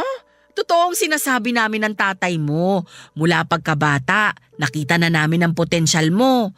Kaya nga ikaw ang ipinasok namin sa private school at hindi… Ako. Tama naman ang desisyon namin ng tatay mo, di ba Nilo? Ni hindi mo nga tinapos ang kolehiyo. Mabuti na lang at una pa lang pinakita mo nang wala kaming mapapala sa'yo. Nay! Oy, bakit? Wala naman akong sinasabing masama ah. Masaya pa nga ako dahil isa lang ang kinailangan naming patapusin ng pag-aaral. Di guminhawa ang mga bulsa namin ng tatay nyo. May natipid pa kami para sa retirement namin. Di thank you pala sa akin. Thank you talaga sa kahinaan ng ulo at diskarte mo. Ipagpatuloy mo yan. Mas lalo ko nabusog sa pagtatalo niyo mag-ina. Kahit tubig, ayoko na. Busog na rin ako sa bunganga ni nanay. Lalabas muna ako. Sandali, Kuya Nilo. Huwag mong sabihing busog ka na rin. Parang hindi pa kasi. Mukhang gutom at uhaw ka pa sa mga papuri ni nanay. Kuya, hindi naman… Hayaan mo siyang dumakdak, Kulin! Gutom lang yan sa atensyon. Pagkatapos mong kumain, ipagtitimpla kita ng kape at bibili ako ng ensaymada. Kwentuhan mo kami ng tatay mo sa bago mong trabaho. Hindi ko nagawang ipakita ang sigla ko sa magulang ko habang nagkukwento tungkol sa bagong trabaho ko. Nalungkot ako sa sinapit ng naging usapan naming pamilya. Inasahan kong magiging masaya kami ng araw na yon pero nabaliktad ang mga nangyari. Hindi naman nakahalata ang mga magulang ko at nakinig lamang sila sa akin habang nagkukwento ako tungkol sa trabaho ko. Nakafocus sila sa akin at parabang walang nangyaring tensyon sa pagitan nila at kay Kuya Nilo. Nasanay na nga siguro silang maliitin si Kuya Nilo Papadudut. Doon ako mas lalong nalungkot dahil sarili nilang anak ang pinagkakaitan nila ng pagmamahal at binibigyan ng kagaspangan ng ugali. Kaya hindi ko rin masisi noon si Kuya Nilo kung bakit lumayo ang loob niya sa aming lahat. Kahit ako ay dinamay niya sa alitan nila ng mga magulang namin. Naiintindihan ko naman siya dahil nga sa tuwing kinukumpara ako sa kanya ng mga magulang namin ay lagi siyang nasa ibaba at ako lagi ang nasa itaas. Hindi ko naman kontrolado ang mga utak at bibig ni nanay at tatay kaya wala rin akong magawa sa sitwasyon ng aming pamilya. Hindi ko rin naman kayang manindigan noon para kay Kuya Nilo dahil ayokong kalabanin ang mga magulang ko. Lagi akong may nakatagong takot sa puso ko kapag ang mga magulang ko na ang pinag-uusapan. Hindi ko sila kayang makitang madismaya dahil nakasanayan kong makita silang proud sa mga ginagawa ko. Kaya nga siguro buong buhay ko ay wala akong ibang ginawa kundi ang habulin ang approval nila. Kabaliktaran naman noon si Kuya Nilo. Wala siyang ibang ginawa kundi ang lumayo sa mga gusto ng mga magulang namin para sa kanya. Hindi siya nagpadikta sa kanila kung ano nga ba ang gagawin sa buhay niya. Oo, at hindi nakapagtapos si Kuya Nilo ng pag-aaral pero maraming beses ko naman siyang nakikitang masaya. Nababawi nga lang ang sayang yon tuwing pinamumuka ng mga magulang ko na mali siya ng piniling direksyon sa buhay niya, Papadudut.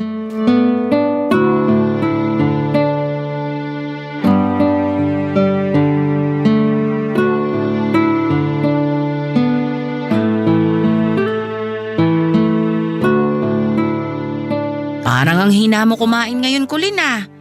Hindi ka ba nasarapan sa niluto ko? Masarap po ang luto niyo, Nay. Ay parang hindi naman. Kung hindi mo gustong niluto ko ngayon, ayos lang naman. May gusto ka bang ipaluto sa akin? Longganisa, bangus, hotdog. Nay, hindi niyo na po kailangan mag-abala. Masarap po ang niluto ninyo.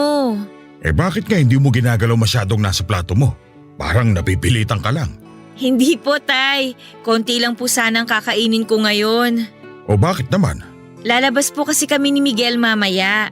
Nag-aaya siyang kumain sa labas tapos manonood po kami ng sine. Ay, si Engineer Miguel.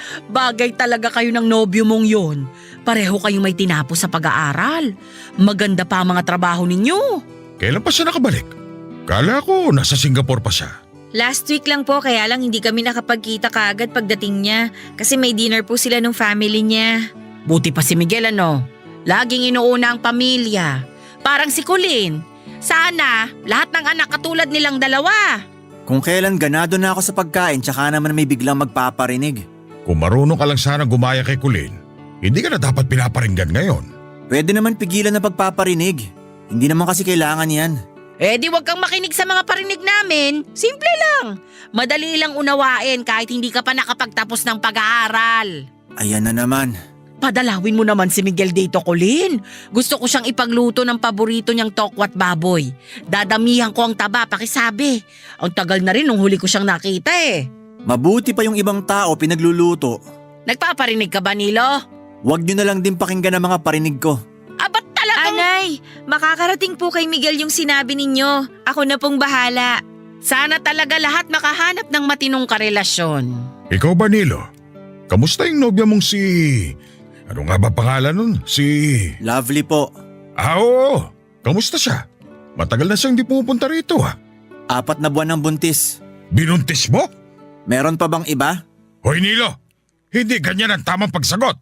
Ako nga po ang nakabuntis. Palamunin ka na nga rito sa bahay. Talagang magdadagdag ka pa ng isa. Huwag kayong mag-alala. Ako lang palalamunin nyo, hindi siya kasali. Eh paano hindi kasali? Nabuntis mo nga. Hindi naman niya pinapaako sa akin yung bata eh. Sa kanya na lang daw. Hindi niya ako inuobligang magsustento o maging tatay dun sa bata. Matalino pala si Lovely no?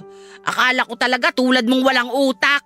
Alam niyang wala siyang mapapala sa'yo. Tama yan. Ayoko rin naman ng obligasyon. Palamunin niyo na nga ako rito, di ba? Kulin anak, Ano po yun, Nay? salamat at lumaki kang may utak ha. Hindi ka tulad ng iba riyan. O siya, tapusin mo na yung kinakain mo para makapag-prepare ka pa para sa date niyo ni Miguel.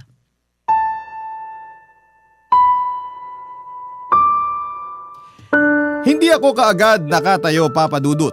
Nanlambot ako sa talim ng tingin ni Kuya Nilo sa akin. Wala naman akong ginawa pero parang sa akin ang sisi dahil sa mga sinabi ng mga magulang namin sa kanya.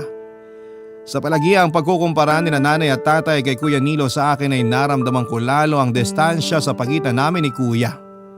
Noong mga bata pa kami ay malapit naman kami sa isa't isa, kaya lang ay noong nagsimulang mapansin ng mga magulang ko ang katamaran ni Kuya Nilo sa pag-aaral ay doon na nagbago ang lahat.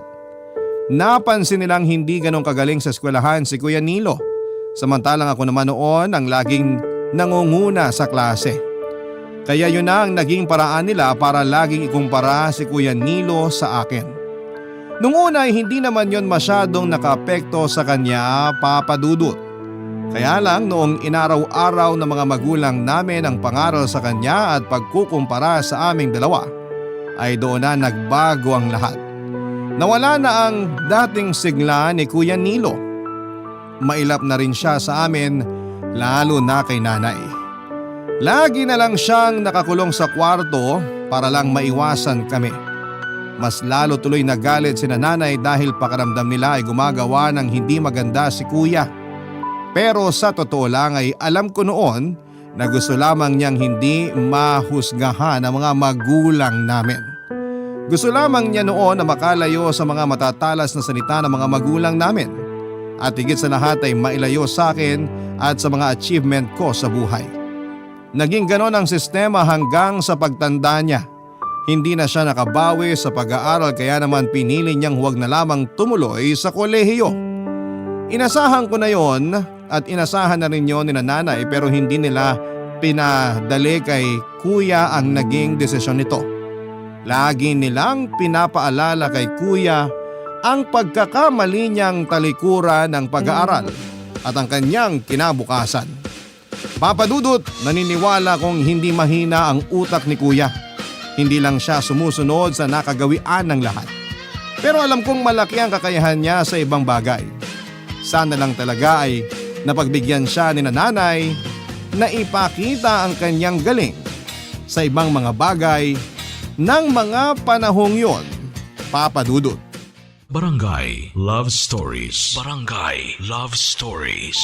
Nagpatuloy ako sa paghakot ko ng mga magagandang bagay sa career, love life at kung saan-saan pa.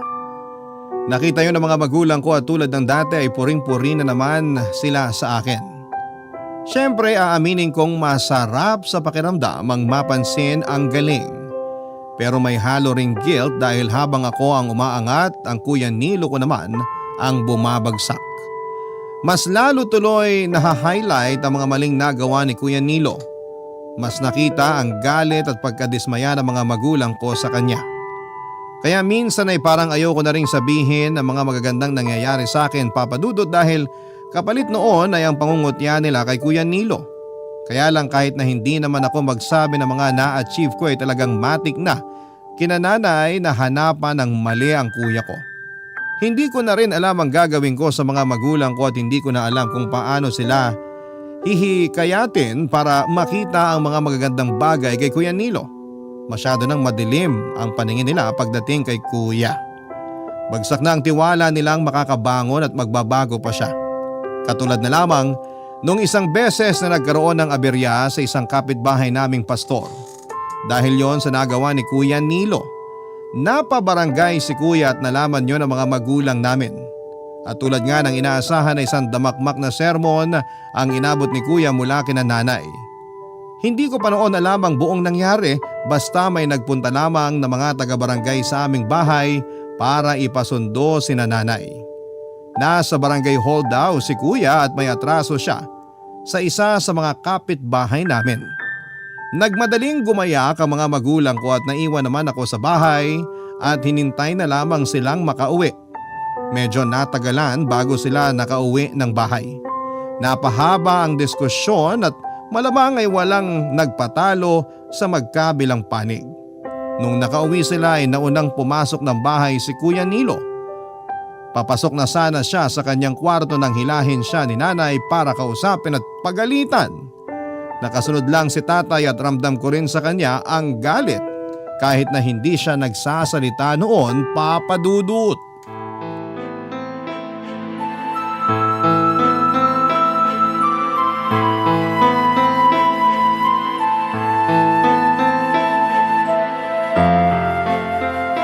Hoy Nilo! Nakakahiya ka talaga! Nakakahiya! Akala ko sanay na ako sa patapon mong buhay. Pero meron ka pa palang ibabagsak. Hindi nyo kasi maiintindihan yung nangyari eh. Ano bang hindi namin naintindihan? Ninakaw mo yung aso ni Pastor! Niligtas ko lang yung aso, Nay. Sa iba yung aso. Hindi. Pero kinuha mo, hindi ba? Kasi sinasaktan ni Pastor yung aso. Kinuha mo, di ba? Oo! Eh di magnanakaw ka! Huwag po kayong magsigawan, nakakahiya sa mga kapitbahay. Kung meron mang dapat mahiya rito, yung kapatid mong magnanakaw! Hindi ko inangkin yung aso. Tinakas ko lang dahil sinasaktan ng pastor na yon. Wala ba kayong natitirang awa sa mga sarili nyo? Ikaw nga hindi naawa sa amin ng tatay mo! Kami pang sinisigawan ni Pastor dahil sa ginawa mo! Pinagmukha mo kaming masamang magulang dahil hindi ka raw namin napalaki ng tama! Sa parte na yon, tama naman siya. Ginawa namin lahat para maituwid ang buhay mo, Nilo. Wala kang utang na loob! Nay, tay! Mabuti na lang meron pa kaming kulin na pangbawi sa mga sama ng loob namin sa'yo, Nilo! Tama. Si Colleen, the golden child. Eh di siya na ang perfect. Nagawa mo pa talaga insultuhin ang kapatid mo sa ganyang kalagayan mo? Kayo ang nagtutulak sa akin para lumayo ang loob ko kay Colleen. Ikaw lang ang nagtutulak sa sarili mo para lumayo ang loob namin sa'yo. Wala kang dapat sisihin kundi ang sarili mo. O sige na, ako na lagi ang mali. Okay na ba tayo? Pwede na ba akong pumasok sa kwarto ko? Wala ka talagang pinagkatandaan, Nilo. Kung hindi dahil sa amin, nakakulong ka na ngayon. Eh di salamat nga. Okay na. Pwede na ba akong pumasok sa kwarto ko? Sa inaasta mo, mas lalo lang kami nawawalan ng gana sa'yo. Bahala ka magbayad ng danyos kay Pastor. Eh di ako na. Wala naman ako sinabing akuin yung ipababayad sa pastor na yon. Ang lakas ng loob mong magsabi ng ganyan? Eh wala kang ang trabaho? Parang nakakalimutan mong pinapalamon ka pa rin namin hanggang ngayon ah. Isang buwan pa lang ako nawalan ng trabaho. Kung makapagsumbat kayo sa pagpapalamon sa akin. Halos buong sahod ko napupunta sa inyo dati. Tapos ngayon… Aba pinagmamalaki mo pa talagang kakarampot na sahod mo? Kung nakapagtapos ka lang sana ng pag-aaral, hindi kami magtitiis sa katiting na sahod mo. Bukas na bukas din. Lapitan mo si Pastor at kayo na mag-usap para sa pagbabayad mo ng danyo sa kanya. Hindi na kami makikialam dahil nakakapagod ka na. Kung di ka makapagbayad, magpakulong ka na lang. Pero huwag kang lalapit sa amin para piyansahan ka ha. Kuya Nilo, may ipon pa naman ako. Hayaan mo muna ako magbayad para hindi na lumala yung gulo. Hindi na. Baka magkaroon din ako ng utang na loob sa'yo. Hindi kuya, ayos lang sa akin. Bukas ng umaga samahan mo ako, magwi-withdraw ko bago ko pumasok sa trabaho. Ako nang bahala sa'yo. Tignan mo na Nilo, mabuti na lang at may kapatid kang matino. Huwag mo nang masyadong itaas ang pride mo. Ako nagsimula ng problemang to. Ako rin ang tatapos. Salamat sa offer, Colleen. Pero hindi na ako tatanggap kahit kailan ng tulong mula sa isa man sa inyo. Padabog na pumasok ng kanyang kwarto si Kuya Nilo, Papa Dudut. Habang kami naman ang mga magulang ko ay natahimik na lamang sa isang sulok. Wala ni isa man sa amin ang nakuhang magsalita dahil sa huling mga sinabi ni Kuya Nilo. Nang mahimasmasan kami sa mga nangyari ay nagpaalam ang mga magulang ko para pumasok na rin ang kanilang kwarto. Narinig ko pa silang nagtatalong mag-asawa dahil sa nangyari kay Kuya. Habang ako naman ay naiwan sa salang mag-isa. Napaupo na lamang ako sa may sofa at saka pilit na iniintindi ang sitwasyon naming pamilya. Lalo na si kuya. Habang ginagawa yon ay hindi ko naiwasang alalahanin ang kabataan naming magkapatid. Na mga panahong maayos at payak pa ang lahat. Nang mga panahong inosente pa kaming dalawa sa mga madidilim na sulok ng aming pamilya. Tulad ng nabanggit ko sa inyo nung una ay close talaga kaming magkapatid. Wala akong ibang naging kalaro, si Kuya Nilo lang. Inalagaan niya ako at inalalayan sa mga nambubuli sa akin noon dahil nga lagi lamang akong nasa bahay at hindi marunong makisama sa ibang bata. Tuwing kaarawan ko ay laging may regalo si Kuya para sa akin noon. Iniipon niya ang baon niya sa araw-araw para may ipambili ng kahit na anong mumurahing laruan at cupcake. Napakasaya dati ng pagsasama namin. Ramdam ko noon ang pagmamahal ng kapatid ko pero nang natuto na ang mga magulang kong ikumpara kaming magkapatid ay doon na talaga nagbago ang lahat. Nakaramdam ako ng kurot habang inaalala ang mga masasakit na salita ng mga magulang ko kay Kuya sa tuwing binabalitan niyang bagsak siya sa klase. Natiis pa ni Kuya ang mga maanghang na salita ng mga magulang namin noong simula pero habang tumatagal ay doon na nagtanim ng poot si Kuya sa kanilang dalawa. Nadamay na rin ako lalo na noong masyado ng malalim ang pagkukumpara sa aming magkapatid. Hanggang isang araw ay wala na siyang biniling laruan o cupcake para sa akin. Hanggang isang araw, kahit ang simpleng pagbati ng happy birthday sa akin ay hindi na rin niya nagagawa. Hanggang isang araw, tumaas na ang pader na tinayo niya sa pagitan naming dalawa. Hanggang isang araw ay hindi ko na siya kilala, Papa Dudut.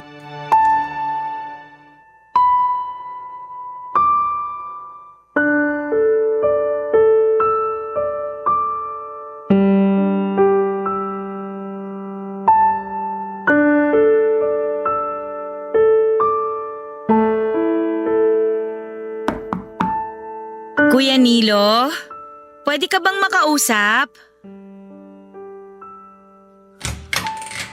Ano na naman ba? Pwede ba akong pumasok sa kwarto mo? May sarili ka namang kwarto, di ba? Gusto lang sana kitang makausap. Pwede bang bukas na lang yan? May ginagawa pa ako eh. Please, kuya. Sige, pasok. Salamat, kuya. Wala akong upuan dito sa kwarto. Diyan ka sa sahig kung gusto mo. At pakidalian kung ano man ang sasabihin mo. Ito pala yung itsura ng kwarto mo, kuya. Maaliwalas naman pala. Pasensya na kung mali ang inaasahan mo ha. Next time huwag ka mag-alala. Guguluhin ko at dudumihan para makapasa naman ako sa expectations mo. Kuya, hindi ganun ang ibig kong sabihin. Ano bang kailangan mo? Gusto ko pa rin sanang ituloy yung ipapahiram ko sa yung pambayad para sa danyos. Hindi pa ba klaro yung sinabi ko sa'yo? Na di ako tatanggap ng tulong sa inyo? Lalo na sa'yo. Huwag mo na lang isiping tulong yun. Bayaran mo na lang kapag may pambayad ka na. Wala akong pambayad. Hindi naman ako nagmamadaling maningil. Huwag mo nang ipilit sa akin yung pera mo. Kahit mamuti pang mata mo, di ko yan tatanggapin. Magkaubusan na ng laway dito. Puro hindi lang ang isasagot ko sa'yo. Gusto lang naman kitang tulungan, kuya. Hindi mo kailangang gawin yan. Ay, ako pa nga tong may utang sa'yo eh. Nung bata pa tayo, di ba nabasag ko yung mamahaling vase ng nanay ng kaklase ko. Tapos ikaw yung paunti-unting nagbayad nun. Hindi ko na maalala yan. Wala na akong balak alalahanin yan. Grade 4 ako nun, di ba? Tapos ikaw kagad yung sinabihan ko kasi natatakot akong malaman ni nanay. Kaya ikaw yung una kong nilapitan. Hindi ka nagdalawang isip na tulungan ako. Kalahati ng baon mo napupunta sa ipon para mabayaran yung nabasag kong vase. Tapos tuwing hapon pagkatapos ng klase pumupunta ka ron sa bahay ng kaklase ko para maglinis. Ilang buwan mong ginawa yun para mabayaran lang yung nabasag ko. Hindi ka na nga nakakapag-aral ng maayos kasi pagod ka na lagi eh. Sinabi ko sa'yo na ayoko nang alalahanin yan, di ba?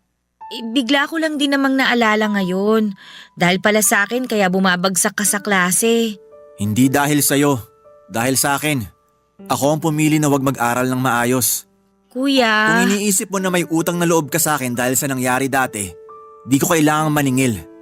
Huwag ka mag-alala. Ginawa ko lang kung ano yung sa tingin kong tama dati. Kaya nga salamat doon, kuya. Habang buhay kong ipagpapasalamat yun sa'yo. Dahil sa'yo, hindi nalaman ni nanay ang nagawa kong mali. Niligtas mo ako. Paano kaya kung malaman ni nanay yung nagawa mong mali at di ka tanggap-tanggap? Naku, baka pagtawanan na lang namin ni nanay yung tungkol dun sa nabasag kong vase. Bayad na yung kasalanan ko ron dahil sa'yo. Hindi naman yun ang sinasabi kong maling ginawa mo. Ha? Anong ibig mong sabihin? Alam mo kung anong ibig kong sabihin. Good night. Napatulala ako ng ilang segundo sa malaman na mga sinabi ni Kuya Nilo sa akin. Naghintay pa ako na dugtungan niya yon pero nagtungo na siya sa pintuan ng kwarto niya at binuksan. Hudyat na kailangan ko nang lumabas ng kwarto niya, Papa Dudut. Wala naman akong nagawa kundi ang maglakad palabas ng kwarto. Pagkalabas ko ay nilingon ko pa siya pero agad niyang sinarado ang pintuan. May gusto pa sana akong sabihin at tanungin pero dahil sinarado na niya ang pagkakataon na gawin yon ay wala akong nagawa kundi ang lumakad palayo sa kanyang kwarto. Binala ko pang pumasok na rin sa kwarto dahil late na at kailangan ko nang matulog. Pero hindi ko maintindihan ang sarili ko kung bakit mas pinili kong lumabas ng bahay at doon nagpa siyang mag-isip. Pinag-isipan ko ang huling sinabi ni Kuya Nilo. Aaminin kong naapektuhan ako sa mga sinabi niya kahit na wala namang diretsang sagot sa kung ano nga ba ang tinutukoy niya. Natagalan bago ako pumasok sa loob ng bahay dahil hindi ko magawang pakalmahin ang sarili ko. Siguro'y halos 1 oras din akong nagbabad sa labas ng bahay bago ako nagpasyang pumasok. Hindi rin ako dumiretso kaagad sa kwarto at nagtungo muna ako sa kusina. Wala naman akong kailangang inumin o kainin pero sa kusina ako nakahanap ng katahimikan na sa tingin ko ay kailangan ko ng mga oras na yon. Hindi pa rin ako mapakali, Papa Dudut. Mula sa kusina ay tinignan ko ang kwarto ni Kuya Nilo. Nagtatalo ang isipan ko kung kakatok ba akong muli para ituloy namin ang naging usapan namin. O mas magandang ako na lamang ang maghanap ng sagot sa pabitin na sinabi ni Kuya sa akin. Hindi ako nakapagdesisyon ng maayos. Iba na ang kamang nararamdaman ko noon dahil alam kong may ibang ipapahiwatig sa akin si Kuya. Nanakit lamang ang ulo ko sa kakaisip at nahirapan akong makahinga. Pinilit ko ang sarili kong pumasok na ng kwarto ko para magpahinga na. Pero kahit nasa loob na ako ng kwarto at nakahiga na, sa aking kama ay nakamulat pa rin ang aking mga mata. Nakatingin ako sa kisame habang tinatansya ang aking kaba. Doon ko naisip na alam kong may alam si Kuya sa nangyayari sa akin, Papa Dudut. Barangay Love Stories. Barangay Love Stories. Sa pagdaan ng mga araw, ako naman ang umiwas kay Kuya Nilo. Mula noong huling pag-uusap namin ay natakot na akong lapitan siya. May hinala na ako sa kung ano yung makahulugan niyang sinabi sa akin nung huli kaming mag-usap. Kaya lang ay ayokong kumpirmahin yon sa kanya at natatakot ako sa pwede niyang sabihin sa akin. Oras na magkatotoo ang kutob ko sa mga nalalaman niya. Kaya naman ang solusyon ko noon ay ang pag-iwas sa kanya. Nagkabaliktad tuloy kami ng sitwasyon. Dati siyang madalas na umiiwas sa akin. Tapos sa isang iglap ako naman yung natatakot na makaharap siya. Lagi kaming magkasabay na pamilya sa pagkain kahit meron kaming problema sa isa't isa. Pero naghanap ako ng mga dahilan para lamang makaiwas na makaharap siya sa hapagkainan. Natakot ako na makita siya sa sulok ng mga mata ko kahit na ilang segundo lamang. Para kung isang dagang nagtatago sa isang pusa. Ganon eksakto ang pakiramdam ko at hindi ko alam kung hanggang kailan magtatagal yon. Hindi naman sumubok si Kuya Nilo na lapitan akong muli at hinayaan niya akong magtago.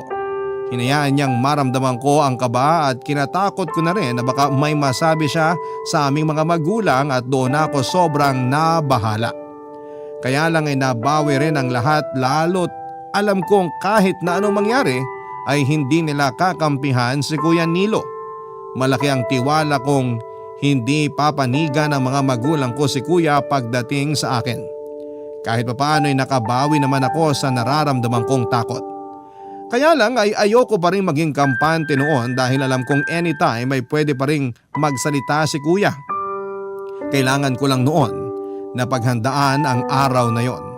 O mas magandang gawin ay paghandaan ang gagawin ko oras na piliin niyang magsalita tungkol sa nalalaman niya sa akin. Habang hindi pa nangyayari ang araw na yon ay kailangan ko munang magpanggap na ayos lamang ako. Lalo na sa mga magulang kong bantay sarado ang bawat galaw ko. Kailangan kong simulang ipakita sa kanila noon na wala akong itinatago. Kailangan sa akin sila maniwala at hindi sa kuya ko, Papa Dudut.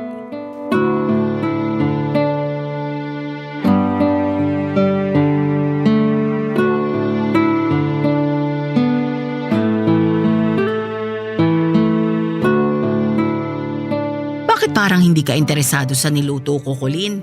Hindi naman po, Nay. May iniisip lang po ako sa trabaho. Ito talagang anak ko. Kahit nasa bahay na, trabaho pa rin ang nasa isip. Napakasipag talaga. Kung sana ganyan din ang panganay mo, wala sana tayong problema ngayon. Teka, asan nga ba si Nilo? Na-traffic daw. Hindi na raw makakasabay sa pagkain. Hayaan mo na yun. Matanda na siya. Hindi na kailangang alalahanin pa. Maganda rin na hindi natin makasabay. Masyadong mabigat kasama si Nilo. Parang lagi pasan ang lahat ng problema sa mundo. Ewan ko ba sa anak mong yun? Change topic na po tayo para hindi na kayo ma-stress. Ay oo, bigla akong naalala. Kanina pala nakasalubong ko si Mariel. Yung kabatch mo nung college. Opo. Kumusta po siya? Wala na po akong balita sa kanya kahit sa Facebook. Tinatanong ka. Sabi ko hindi na kita nakikita. Po? Bakit naman po ganun ang sinabi ninyo? Mukhang napariwara na sa buhay si Mariel. Pagkakita nga sa akin, imbis na kumustahin, nagtatanong kung may extra raw ba akong pera. Umuutang sa inyo? Hindi nga utang Gusto lang humingi. Akala ko nung una nagbibiro pero seryoso pala. Binigyan niyo po ba? Aba syempre hindi.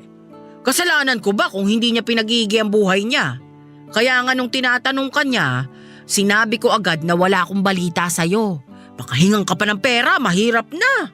Halata naman po yung pagsisinungaling ninyo. Ayos na yon para maramdaman niyang ayokong lumapit siya sa'yo. Baka mahawa ka pa niya ng kamalasan sa buhay Makasali lang sa usapan niyo mag-ina ha.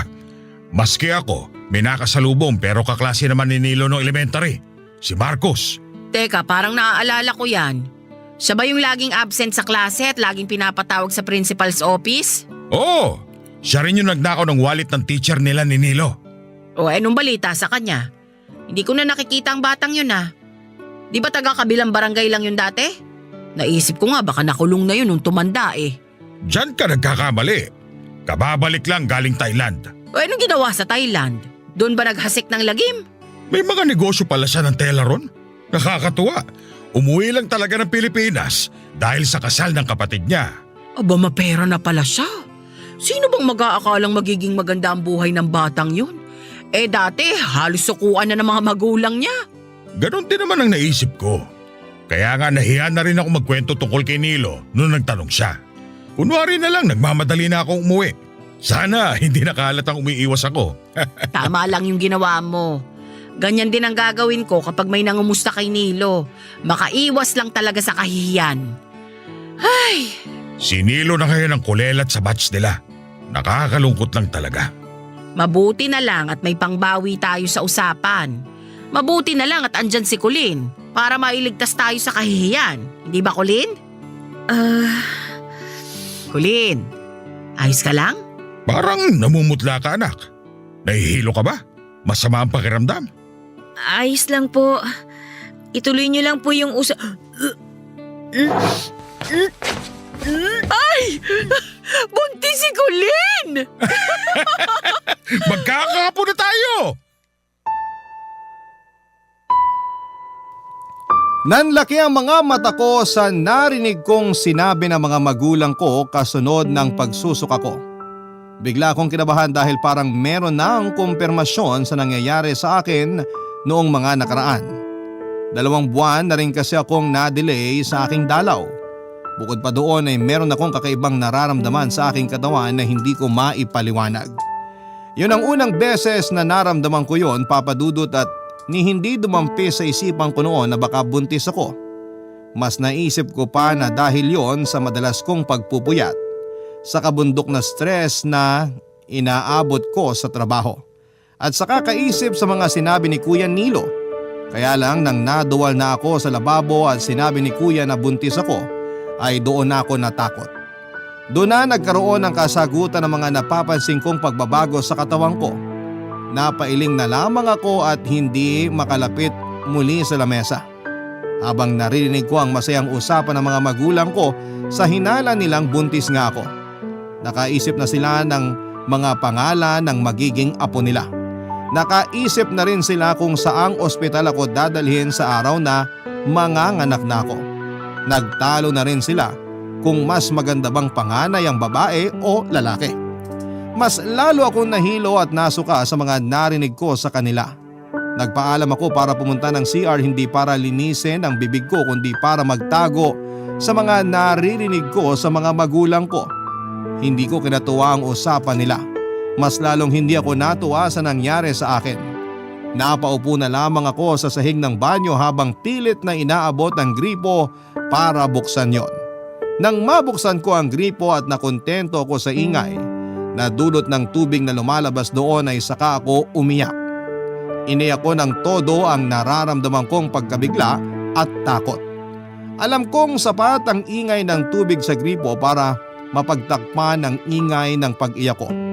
Hindi naman nakahalata ang mga magulang ko at natagalan din bago ako nakatayo mula sa pagkakasalampak ko sa sahig. Nang makabawi ako ng lakas, ay naghilamos ako mula sa naipong tubig sa timba at saka ako lumabas ng banyo na parang walang nangyari. Nakangiti akong sinalubong ng nanay ko at inassure akong ayos lang ang pakiramdam ko. Alam niyang normal yon dahil nangyari na yon sa kanya noong ipinagbuntis niya kami ni Kuya. Pinilit kong ngumiti at pinilit kong gumawa ng dahilan para makaiwas sa sayang nararamdaman nila. Nagpaalam ako na kung pwedeng umidlip muna. Pinayagan naman nila ako at hinayaan nang makapasok sa kwarto ko. Nakatulog naman ako kaagad dahil sa pagod ko sa pag-iyak. Pagkagising ko ay gabi na at nadatnan ko na lamang si Kuya Nilo sa mesa at kinakain ang natira naming pagkain ni Nanay Papa Dudut.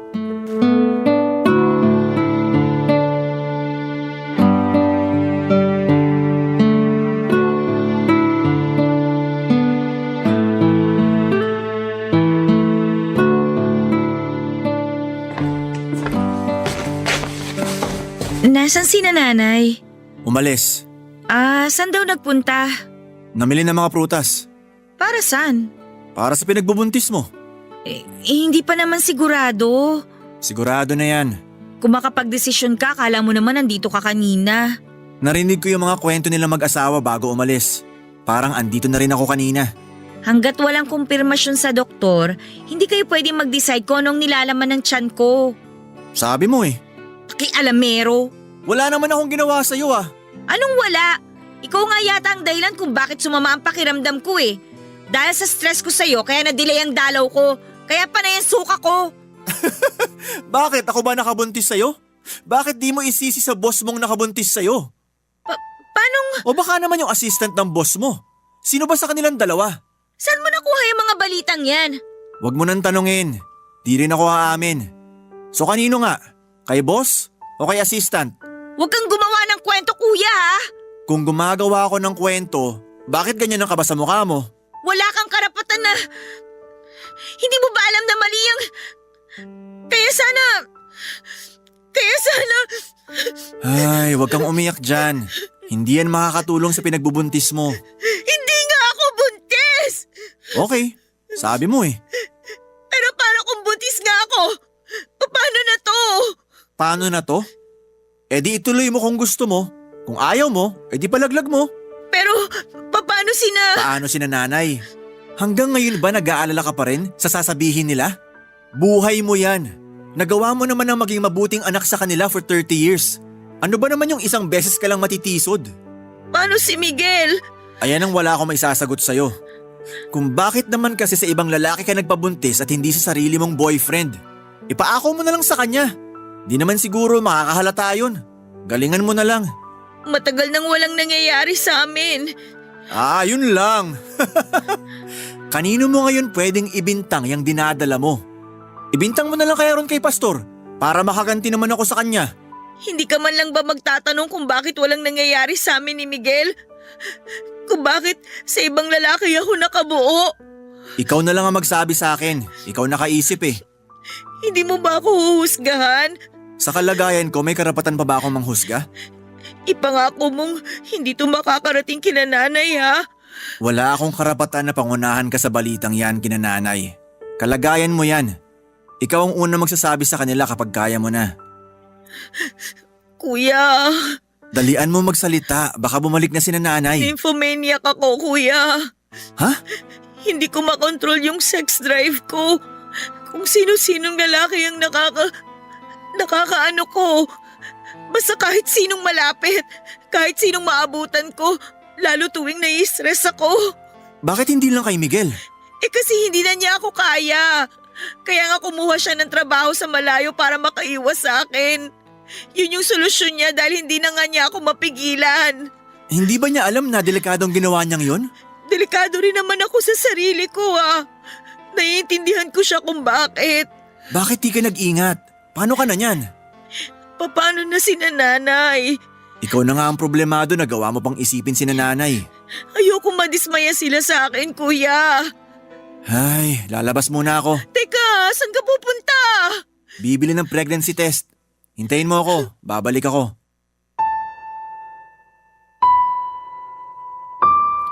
Nakabalik naman kaagad si kuya bago dumating ang mga magulang namin. Doon ko nakumpirma na buntis nga ako. Napaiyak na lamang ako dahil sa takot at hindi ko napaghandaan ang sitwasyon ko. Lalong hindi ko alam kung kanino ipapaako ang ipinagbubuntis ko. Alam kong kapag nalaman na ng lahat ang ipinagbubuntis ko ay isa nang masisira lahat ng pinaghirapan ko. Una ay ang tiwala ng mga magulang ko. Pangalawa ay si Miguel, pangatlo ang trabaho ko. Posibleng tanggalin ako ng boss ko kapag nalaman niyang buntis ako.